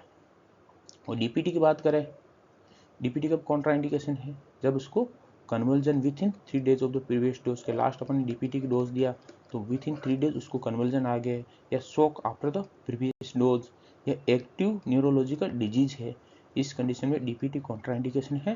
डीपीटी की जगह अपन क्या यूज करेंगे, डीपीटी नहीं यूज करेंगे, डीटी का उसको यूज करेंगे उस बच्चे में, ठीक है। विटामिन ए सप्लीमेंटेशन की बात करें अपन, विटामिन ए सप्लीमेंटेशन है, नाइट ब्लाइंडनेस को प्रिवेंट करता है, जेरोप्थेल्मिया को प्रिवेंट करता है, इन्फेक्शन को प्रिवेंट करता है और चाइल्ड मोर्टिलिटी को डिक्रीज करता है। और अपन इसका प्रोफाइलेक्टिक विटामिन ए का शेड्यूल देखें, ठीक है ना, तो अपन ने देख रखा है कि टोटल 9 डोज यूज करते हैं और कितना क्वांटिटी में था 17 लाख इंटरनेशनल यूनिट अपन बच्चे को टोटल देते हैं। 9 सबसे पहले स्टार्ट कर पाते हैं फर्स्ट डोज 9 मंथ पे कितना 1 लाख इंटरनेशनल यूनिट, ठीक है ना। मीजल्स वैक्सीन जब MR1 देते हैं अपन, सेकेंड कब देंगे 16 to 18 मंथ पे कितने 2 लाख इंटरनेशनल यूनिट, ठीक है ना, 2 ml हो गया डीपीटी बूस्टर के साथ में, DPT booster 1। Third dose 24 month पे, फोर्थ 30 मंथ पे, फिफ्थ 36, 6 42, 7 48 और 8 डोज कब 54 और 9 डोज 60 मंथ पे। 5 ईयर तक अपन को विटामिन ए का कंप्लीट कर देना है। फर्स्ट डोज और सेकेंड डोज के बाद हर 6 मंथ में अपन को विटामिन ए की डोज को रिपीट करना है। और डोज कितनी रहेगी 2 लाख इंटरनेशनल यूनिट के। 1 साल से बड़ा बच्चा है तो 2 लाख, 1 साल से छोटा बच्चा है तो 1 lakh international unit vitamin A अपन देंगे। नेक्स्ट अपन बात करें IFA supplementation, iron folic acid supplementation. Iron folic acid अपन लेते हैं तो प्रिवेंट कर सकते हैं आयरन डेफिशिएंसी एनीमिया को, पुअर ग्रोथ को, ठीक है ना। कौन से प्रोग्राम के अंडर प्रोवाइड किया जाता है, एनीमिया मुक्त भारत प्रोग्राम AMB। इसके ऊपर अपन ने अलग से वीडियो बना रखा है, 6x6x6 स्ट्रेटेजी को एक्सप्लेन कर रखा है, देख सकते हो, ठीक है ना। प्रोग्राम में जाके वहाँ देख सकते हो एनीमिया मुक्त भारत पे।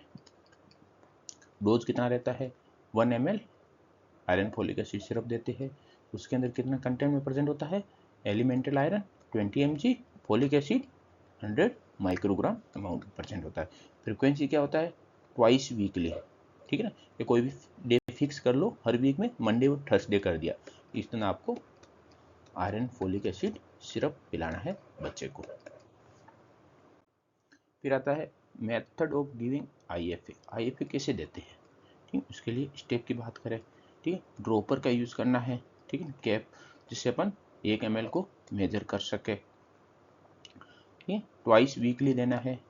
और कब देना है, give 1 hour after the food, feed के बाद 1 घंटे के बाद बच्चे को आयरन फोलिक एसिड सिरप पिलाना है। अब क्या अवॉइड क्या करना है, do not give with milk, milk के साथ नहीं देना है IFA सिरप, क्यों मिल्क है वो आयरन एब्जॉर्प्शन को डिक्रीज करेगा।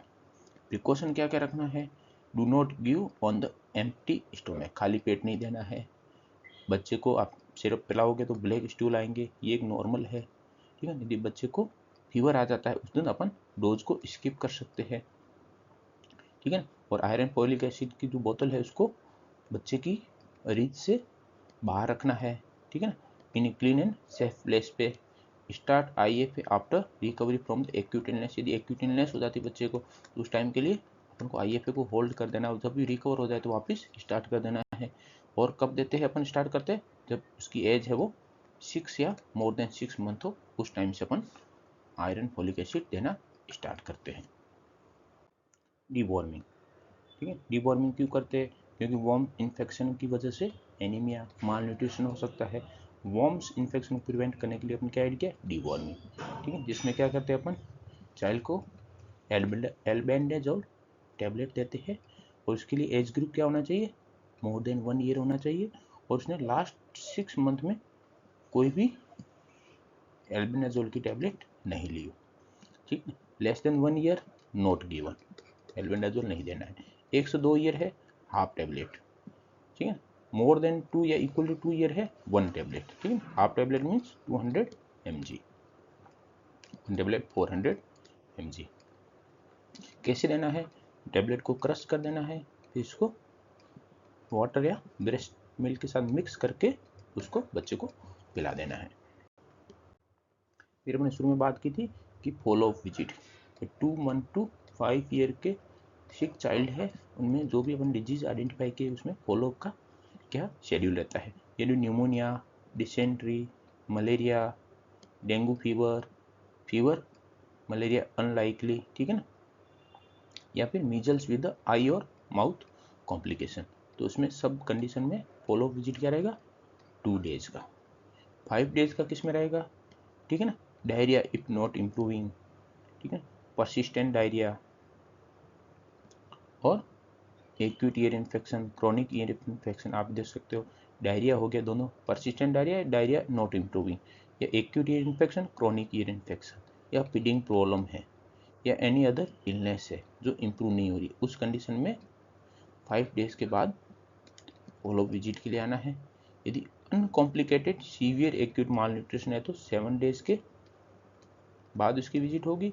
एनीमिया है तो 14 डेज के बाद फॉलो विजिट शेड्यूल रहेगा और मॉडरेट एक्यूट माल न्यूट्रिशन है तो आफ्टर 30 डेज के बाद फॉलोअप का शेड्यूल रहेगा। तो ये फॉलोअप का विजिट हो गया, एक साथ होगी तो अपन को याद करने में ईजी रहेगा और कन्फ्यूजन बिल्कुल नहीं रहेगा।